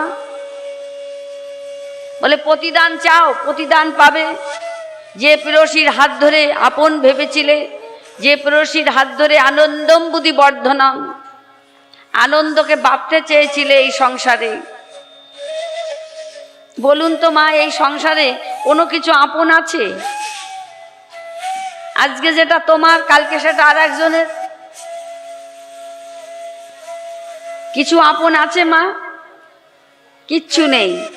বাবা তুমি এত কষ্ট করে সন্তানদের মানুষ করলে, ছেলের বউ যখন আসলো তখন ঘর দখল হয়ে গেল, এবার তোমার বারান্দাতেও থাকতে দেয় না। আগে ভাগে যারা নিজের চিন্তা করেছে, আমার নিজের জন্য এই জিনিসটা থাকলো, কিন্তু কয়জনের ক্ষমতা আছে মা? সব ওদের হয়ে যাবে, তোমার কিছুই নেই, কিচ্ছু দেবে না তোমাকে। কিন্তু তুমি যদি নিজের জন্য যদি কিছু করে যেতে মা, তোমার অ্যাকাউন্টে জমা হতো, সেইটাই তোমার থাকতো। তাই ভগবান বলছেন, কাল ক্ষয় করলি তুই, কিন্তু তোর এই প্রত্যেকটা ইন্দ্র দিয়ে তুই কোনোদিন আমার সেবা করিস নাই। তাই শিবাসকে বললেন, শিবাস যাদের তুমি আপন ভাবছো, এরা কেউ তোমার আপন নয়। আনন্দম বুদ্ধি বর্ধনং, যে আনন্দকে বাঁধবার জন্য যে প্রেয়সীর হাত ধরেছিলে, সেই প্রেয়সী গোবর গুলিয়ে সমার্জনী হাতে নিয়ে ছড়া ঝাঁট দিয়ে তোমাকে বার করে তোমারই সীমাবদ্ধ গেটের সামনে গিয়ে দাঁড়াবে, ও আর এক পাও যাবে না। সোনার পুতুল মনে করে যে সন্তানদের ভালোবেসেছিলে, তারা সহবেদনার সঙ্গী হয়ে ওই শ্মশান পর্যন্ত যাবে, ওরা আর যাবে না। শ্মশানে শরীর মম পড়িয়া রইবে, পতঙ্গ বিহঙ্গ তারা বিহার করিবে। মশা মাছি লাগবে, তোমার কিছু বলার নেই। বডিখানা পড়ে আছে, তারা তখন চা জল খাবার জন্য ব্যস্ত হয়ে গেছে। তোমার দিকে ফিরে তাকানোর আর সময় নেই। তারপর যখন ওই বাউরিরা, ওই কি বলে ডোমেরা, তখন ওই তোমাকে সিরিয়াল আসলে তুলে দেবে আগুনে ঘেরা বাসর ঘরে।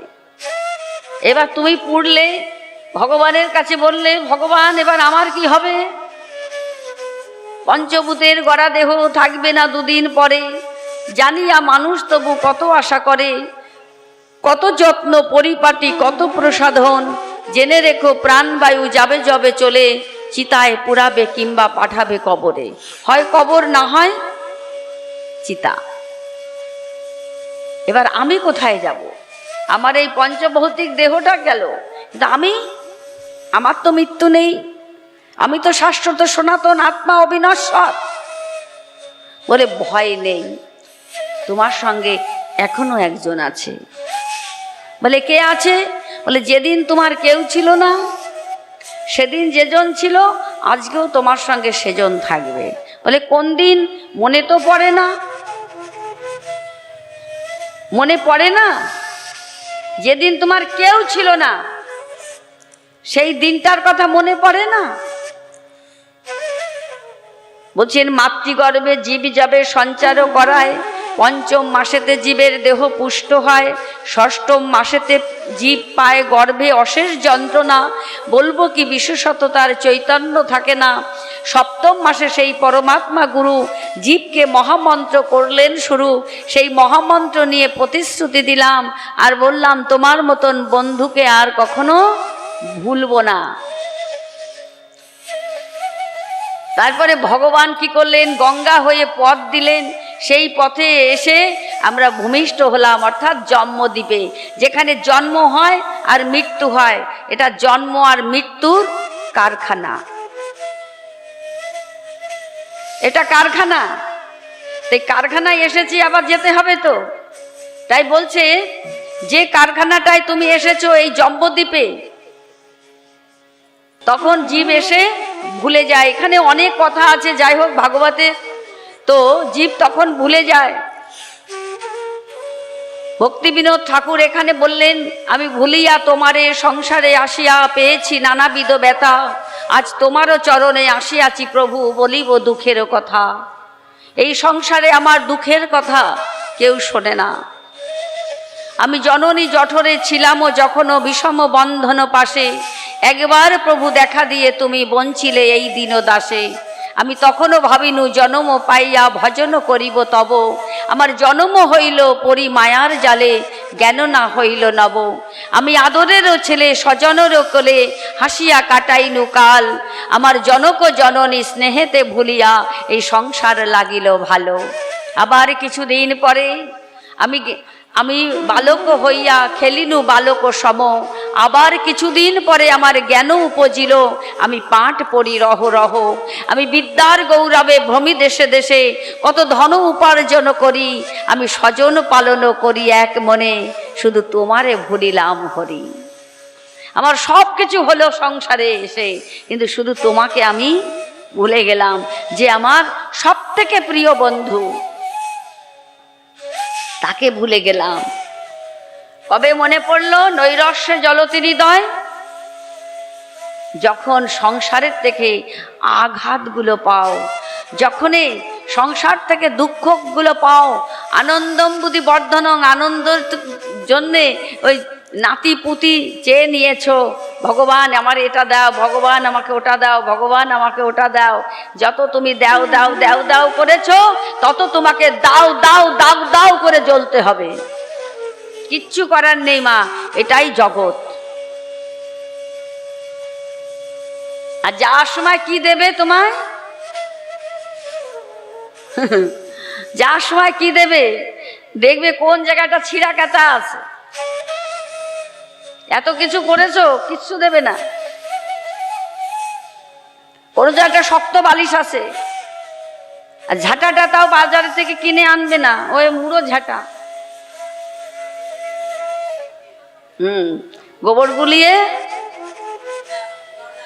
তখন সে মঙ্গল কামনা করবে, কার জানো? নিজের সংসারে, তোমার নয়। তাহলে তোমার মঙ্গল কামনা যদি করতে হয়, তোমাকেই করতে হবে। তোমার রিজার্ভেশন টিকিটটা তুমি কাটো। আমাদের এক দাদা ছিল, মৃত্যুঞ্জয় দাদা, নবদ্বীপে বাড়ি। জিজ্ঞাসা করছে একজনের কাছে, ওই দুর্গাপুরের একসঙ্গে পাঠ করতাম তো, জিজ্ঞাসা করছে, এই তুই কখন উঠিস রে? কেন? 8টায় উঠি। 8টায় উঠি, বড় বড় বোল চাল দিয়ে গেলি, 8টায় উঠিস, তুই কখন পুজো করিস? দুধ বৌদি করে। তা বৌদির টিকিট বৌদি জোগাড় করছে, তোর টিকিটটা কোথায়? আমি বৃন্দাবনের টিকিট কেটেছি বাবা, কিংবা আমার স্বামী কেটেছে। তা একটা টিকিট কাটলে কি ট্রেনে উঠতে দেবে? দুজনের লাগবে না কি বাবা? যদি বলি আমার স্বামী টিকিট কেটেছে, তো ওতেই হয়ে যাবে, আমি সঙ্গে যাব। তাহলে যার যার টিকিট, এইখানে কোনো পার্সিয়ালিটি চলবে না। যে তুলসী মন্দিরে জল দেবেন তারই কৃপা হবে। যে ওই দাদা যে তুলসী মন্দিরে জল দেয় না, বলে বৌদি করে, যদি বলে বৌদি করে, বৌদি চলে গেল ট্রেনে উঠে, তুমি কোথায় থাকবে? 28 প্রকারের নরক আছে, পালাইবার পথ নেই, জম আছে পিছে। মানুষকে সাবধান করেছে, কোনো ইতর ব্যক্তিকে, কোনো জানোয়ারকে শাস্ত্র সাবধান করেনি। বহু জন্ম ভ্রমণ করে সাধের দুর্লভ জন্মটা পেয়েছ, দেখো যেন হালা ভরে হারিয়ে না যায়।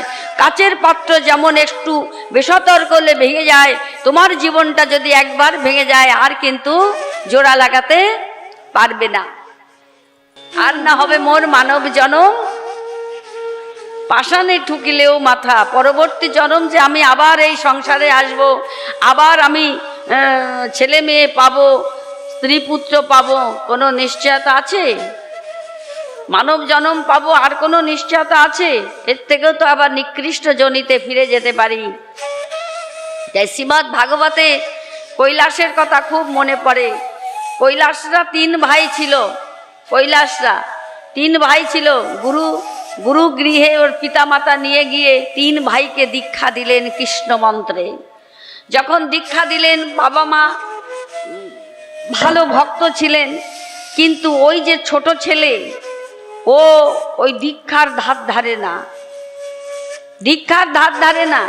বড় দুই ভাই গুরু কৃপা পেয়ে তারা পরম বৈষ্ণব ভাগবত ভক্ত হলেন।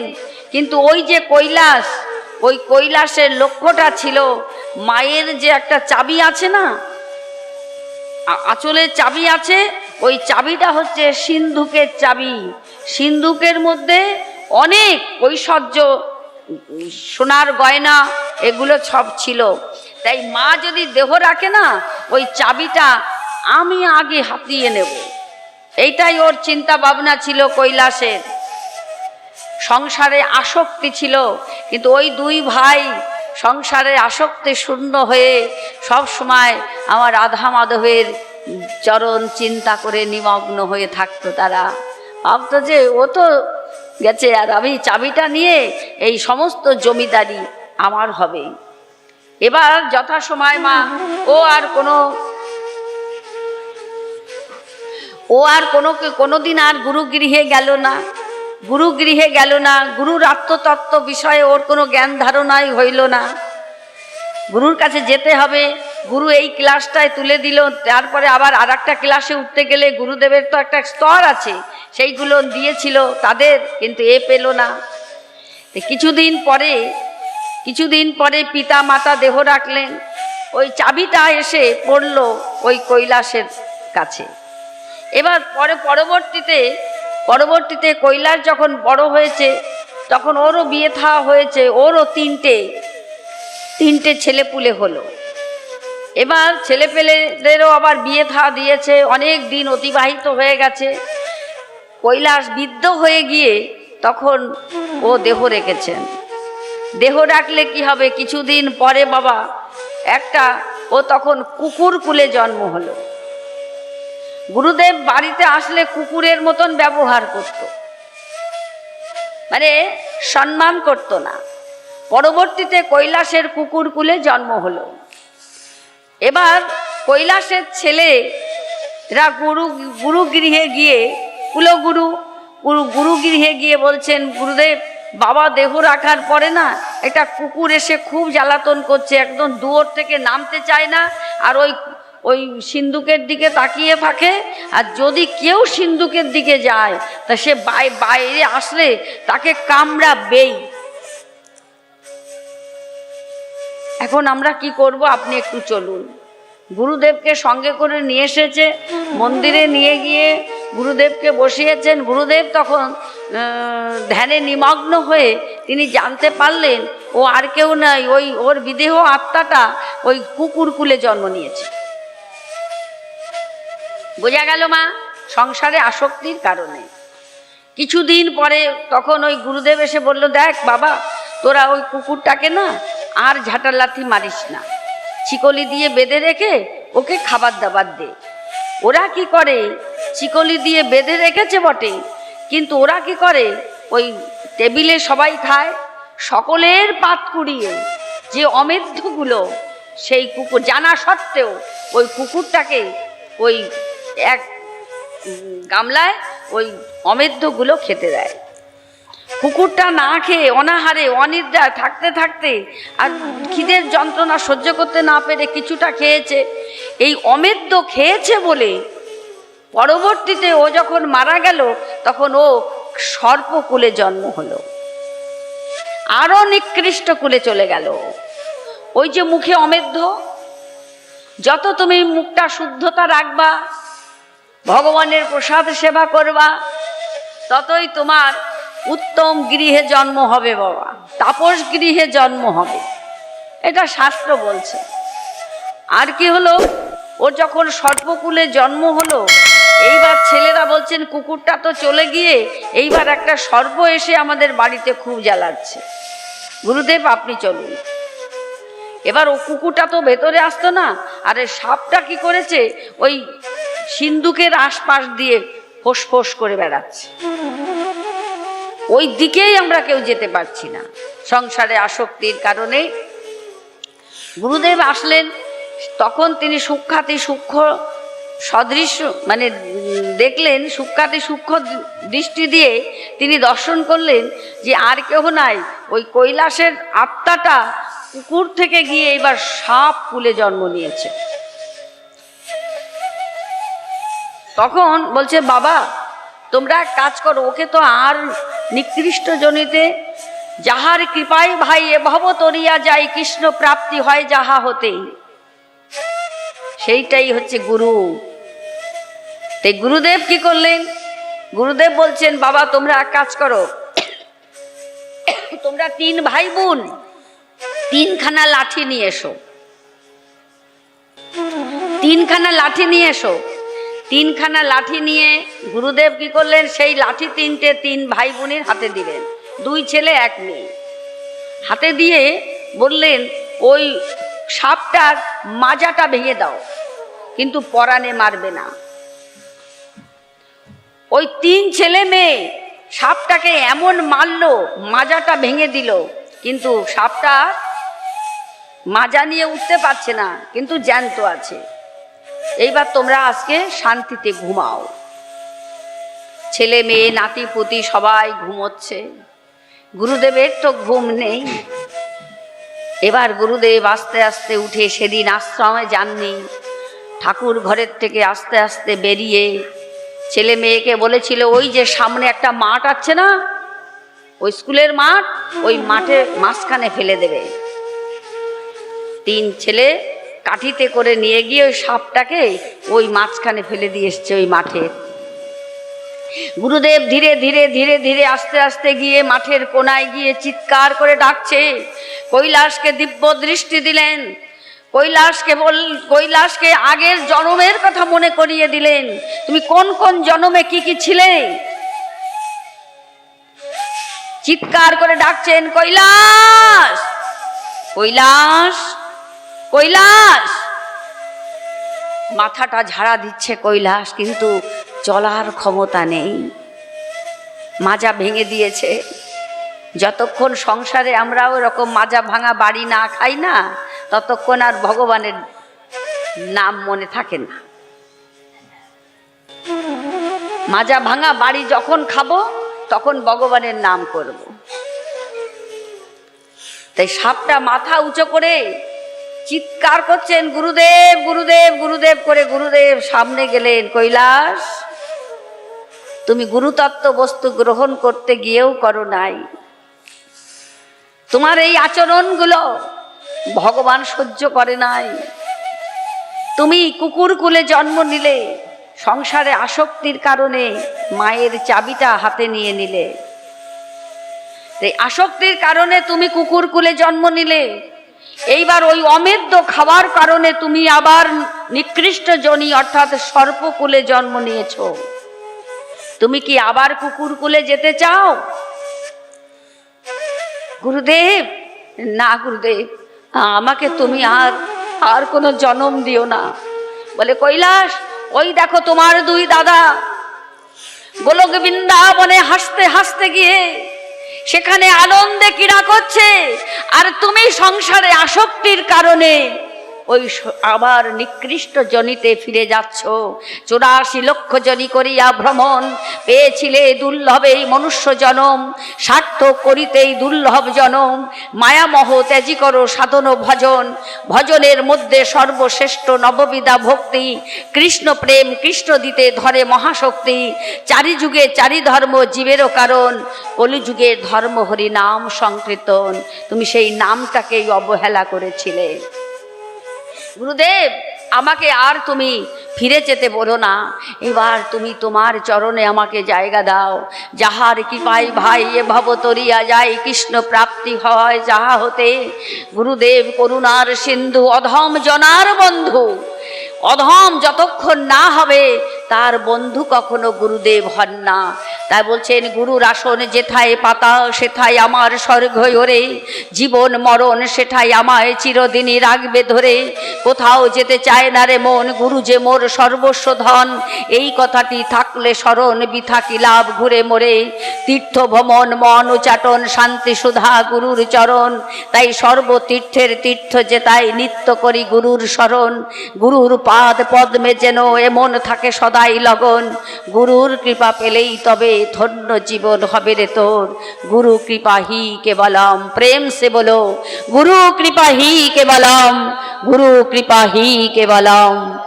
গুরুদেব কৃপা করলেন, সে কৈলাস আস্তে আস্তে ও স্বর্গের দিকে চলে গেল। গুরুদেব কৃপা করে চলে গেলেন, বললেন তোমার বাবা আর এসে তোমাদের যন্ত্রণা দেবে না।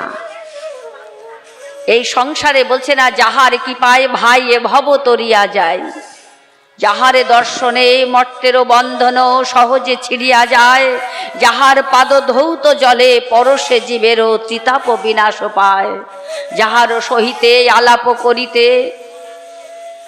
কৃষ্ণ প্রাপ্তি ঘটে। তাই আজকে সেই গুরুদেব তাকে কৃপা করে দিলেন। তাই মাগো, সংসারের অসরতা বুঝাই দিলেন ভগবান আমার শিবাসকে।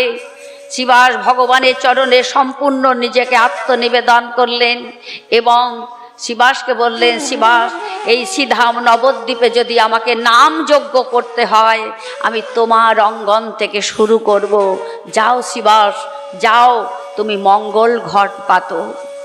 শিবাস ধীরে ধীরে নিজের সংসারের অসরতা বুঝে, নিজেকে আত্মতত্ত্ব বুঝে, আমি যে কৃষ্ণের দাস এইটাকে জেনে শিবাস অঙ্গনে গিয়ে জনমের মতন মঙ্গল ঘট পাতলেন, সুন্দর করে বাসক সজ্জা তৈরি করলেন। এইখানে আমার গৌর হরি নাম যজ্ঞ করবেন, সেইটা মনে করে শিবাস বসেছেন। সমস্ত কিছু সাজিয়ে শিবাসের সংসারের অশক্তি কমে গেছে। তাই শিবাস উপরের দিকে তাকিয়ে বসে আছেন, প্রভু কখন আসবেন, প্রভু যে কথা দিয়েছেন আসবেন, আমি যে নেমন্তন্ন করে নিয়ে এসেছি, কিন্তু প্রভু তো আজকে এখনো আসছে না। তাই আজকে আসবেন শিবা সঙ্গনে আমার মহাপ্রভু। তাই কাকে কাকে সঙ্গ করে আনবেন প্রভু? একা একা একা কি হরিনাম হয়? হয় না। তাহলে বলছেন, যে যে নাম গোলকে গোপনে ছিল সেই হরিনাম লয়ে এলো হরি আমার। তাই আজকে সেই গোলকে যে নামটা গোপনে ছিল আমার মহাপ্রভু সত্য তেতা দাপার কলি 4 যুগে যেটা দেয়নি, 3 যুগে যেটা দেয়নি, আজ কলিতে এনেছেন সেই নাম। তাই নিজের নাম নিজে ব্যক্ত করে সবাইকে শিক্ষা দিচ্ছেন। বলছেন, নিজ নাম নিজ মুখে গাহিতে পরম সুখে, ব্রজ হতে কৃষ্ণ এলো ধরি গৌর রূপে রে। পাপি তাপি জনে ধরে প্রেমে মাতো আরা করে, পাষাণ গলিয়া যায় এ নাম শুনিয়া রে। সঙ্গে কে এলো? সঙ্গে এলো বলরাম, নিত্যানন্দ ধরে নাম, সংকীর্তনে মাতো আরা করে সর্বজনে রে। আর কাকে নিয়ে এলো মহাপ্রভু হরিনাম করাতে? বলছেন, মহাবিষ্ণু অবতার শান্তিপুরের শ্রী অদ্বৈত, যাহার হুঙ্কারে কৃষ্ণ গোড়া অবতার রে। আজ পাপি তাপি জলে ধরে প্রেমে মা তো আরা করে, পাষাণ গলিয়া যায় এ নাম শুনিয়া রে। আর কে এলো মহাপ্রভুর সঙ্গে? বলছেন বিশ্বভানু রাজনন্দিনী, আমার কৃষ্ণ লীলার সঙ্গিনী। আজ গদাধর নামে এলো, গদাধর নামে এলো এ নাম বিলাইতে রে। আর কে এলো?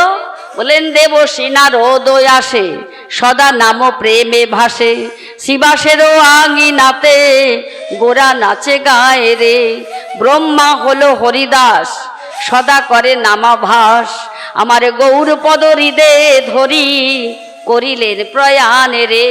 ব্রজের সখা সখী যত হইল তারা পরম ভক্ত, জগতে নাম প্রেম অকাতরে যাচে রে।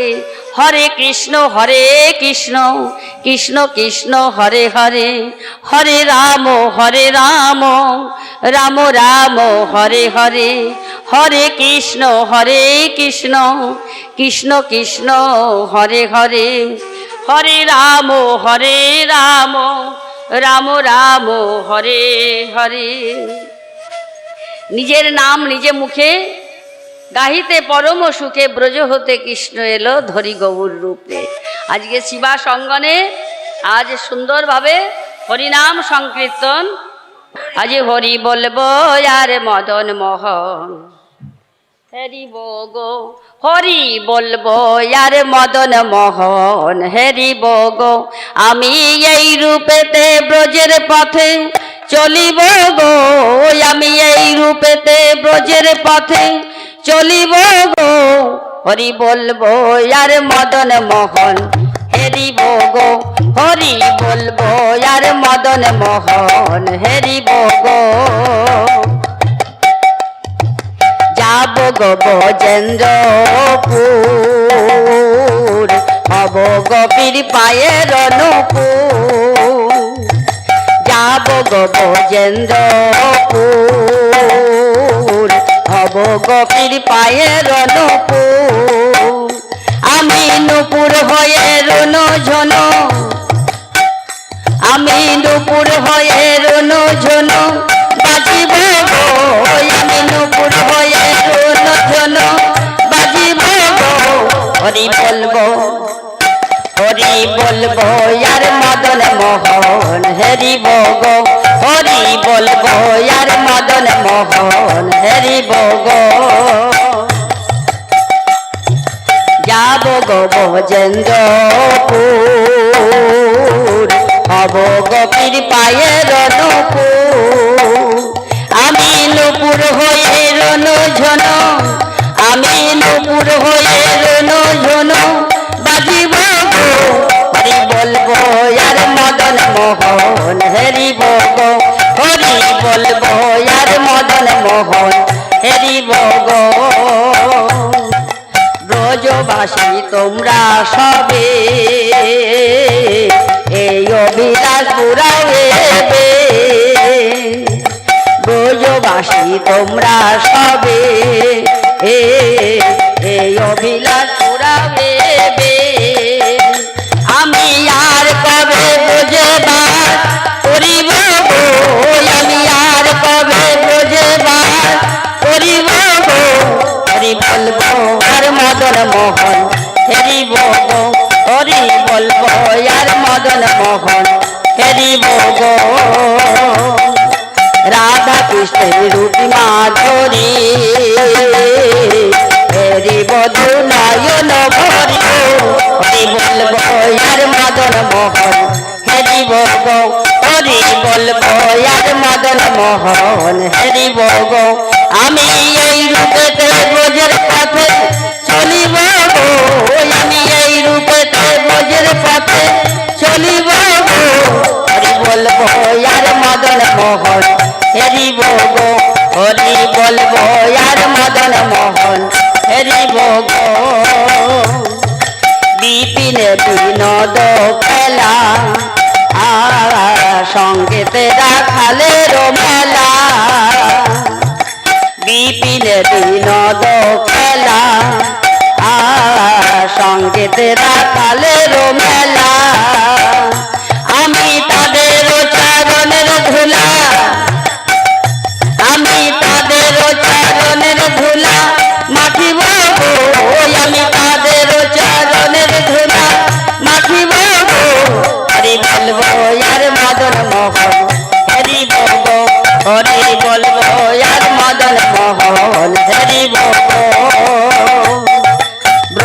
বাসী তোমরা সবে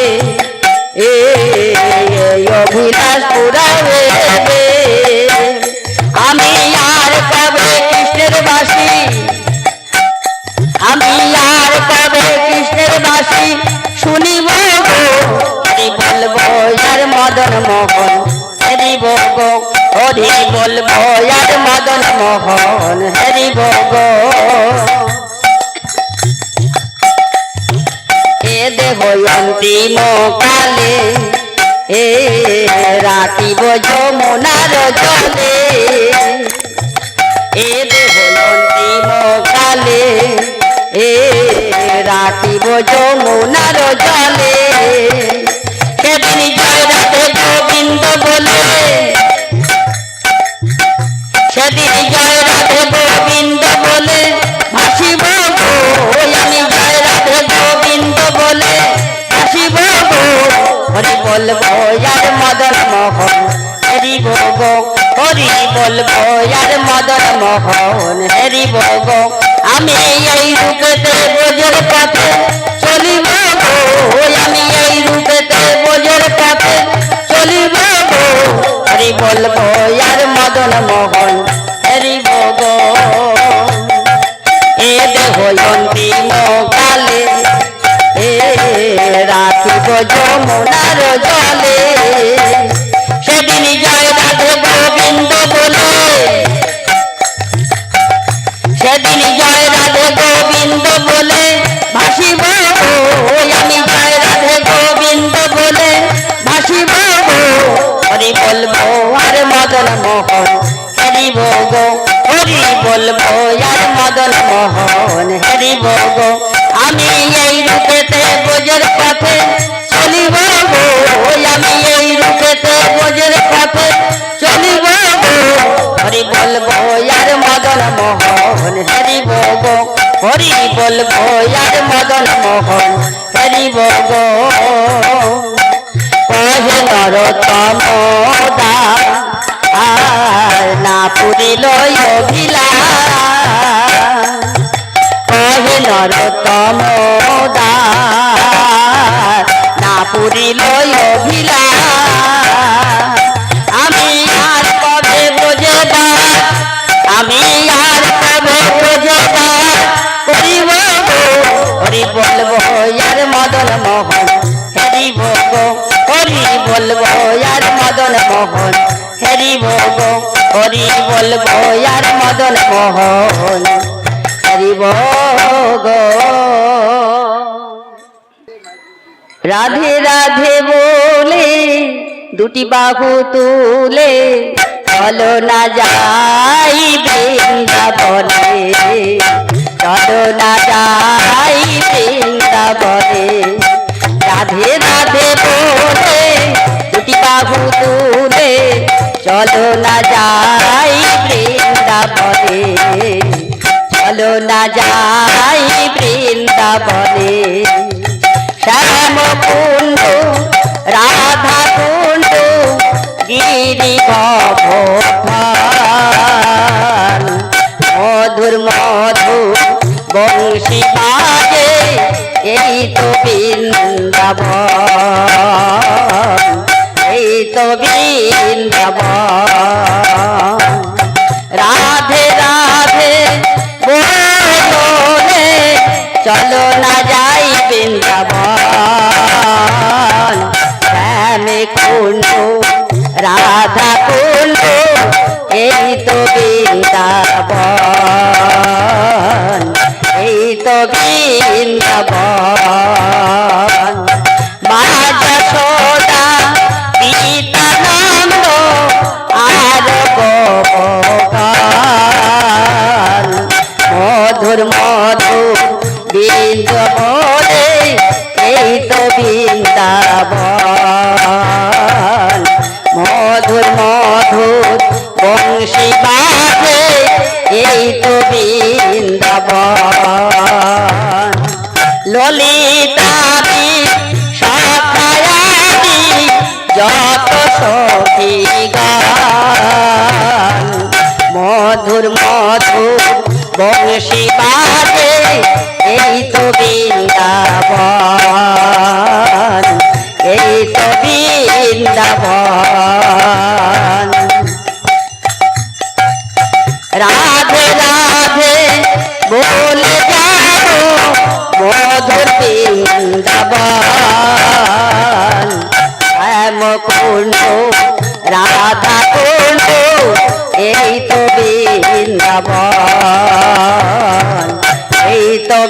বৃন্দাবন কেশিঘাট বংশী দ্বাদশ কানন মধুর মধুর বংশী বাজে এই তো বৃন্দাবন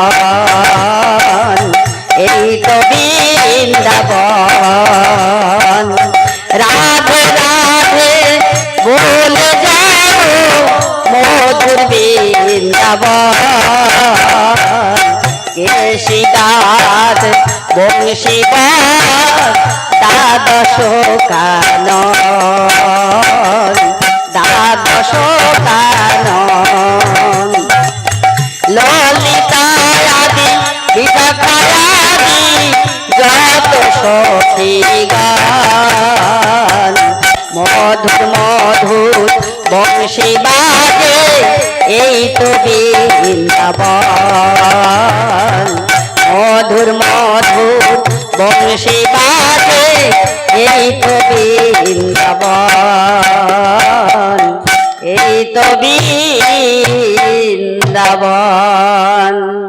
আনন্দ নব ঘন শ্যাম সুন্দর নয়ন অভিরাম আনন্দ সব ঘন শ্যাম সুন্দর নয়ন অভিরাম তোমার চরণে শরণ নিলাম ধন্য ভাই ত্রিভুবন ধাম ভুবন ধাম কৃষ্ণ যে ভক্ত ভিখারি পঞ্চকল্প মুরারি কৃষ্ণ যে ভক্ত ভিখারি পঞ্চকল্প মুরারি ও যার নামেতে ঘটাবো পাশরি প্রেমেতে ঘটাবো পাশরি ও যার নামেতে ঘায় পূর্ণ মনস্কার প্রেমেতে হয় পূর্ণ মনস্কার সে যে নবদ্বীপের গৌর হরি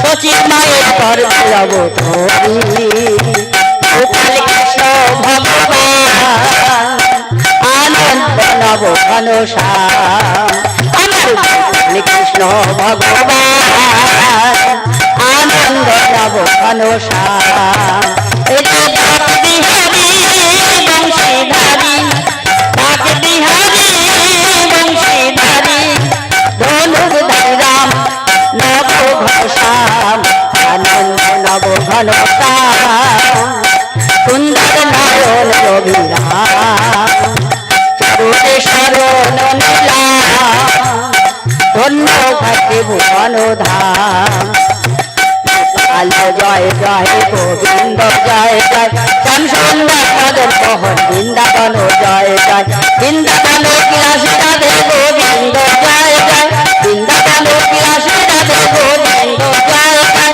গোবিন্দ জয় জয় গোপাল জয় জয় বৃন্দাবন বিলাসিনী জয় জয় রাধে অষ্টকের চিরমণি জয় জয় রাধে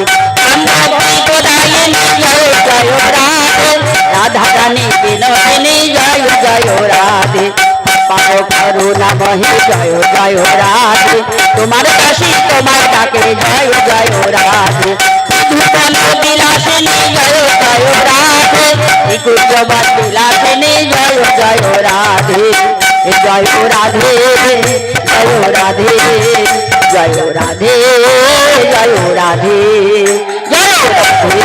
জয় রাধে জয় রাধে জয় রাধে তাই গৌর হরি বল হরি বল হরি বল হরি বল গৌর প্রেমানন্দ সবে হরি হরি বল গৌর প্রেমানন্দ সবে হরি হরি বল এই যে পাগল করা বল এই যে মন মাতানো বল গৌর প্রেমানন্দ সবে হরি হরি বল ভোলা পঞ্চমুখে গায় নারদ বিনয় ভোলা পঞ্চমুখে গায় নারদ বিনয় শান্তিপুর শান্তিপুর নদী ভেসে যায় এক মনে গাও যদি মনে লাগে তোল নিত্য নিত্য নাম করো শুদ্ধ হবে মন অবশ্যই সর্বাঙ্গে কান্দ হরণ প্রেমেতে গাইলে পুরে যাবে কণ্ঠভোগ শুধু নয় ব্রজপুরে নয় লীলাতলে শুধু নয় নবদ্বীপে গাইছে সকলে ভক্তকালে প্রেমে গান বাজাতে শিখুন গৌর প্রেমানন্দ সবে হরি হরি বল সবাই মিলে গান তাকে উচ্চ স্বরে গাও বিষয় বাসনা যত দূরেতে ফেলাও অন্তিতে গোরা চাঁদ প্রেমে দেবে বল গৌর প্রেমানন্দ সবে হরি হরি বল নিতাই গৌর হরি বল হরি বল হরি বল হরি বল নিতাই গৌর হরি বল হরি বল হরি বল হরে বল শ্রী গুরু প্রেমানন্দ নিতাই গৌর হরি হরি বলো। ওম নমো ভাগবতে বাসুদেবায় নমো। বাঞ্ছা কল্পতরুভৎস কৃপা সিন্ধুভ্যৈব চ পতিতানাং পাবনেভ্যো বৈষ্ণবেভ্যো নমো নমঃ। আপনাদের কাছে একটি ছোট্ট অনুরোধ, এই ধরনের আরও ভিডিও দেখতে চ্যানেলটিকে এখনই সাবস্ক্রাইব করুন।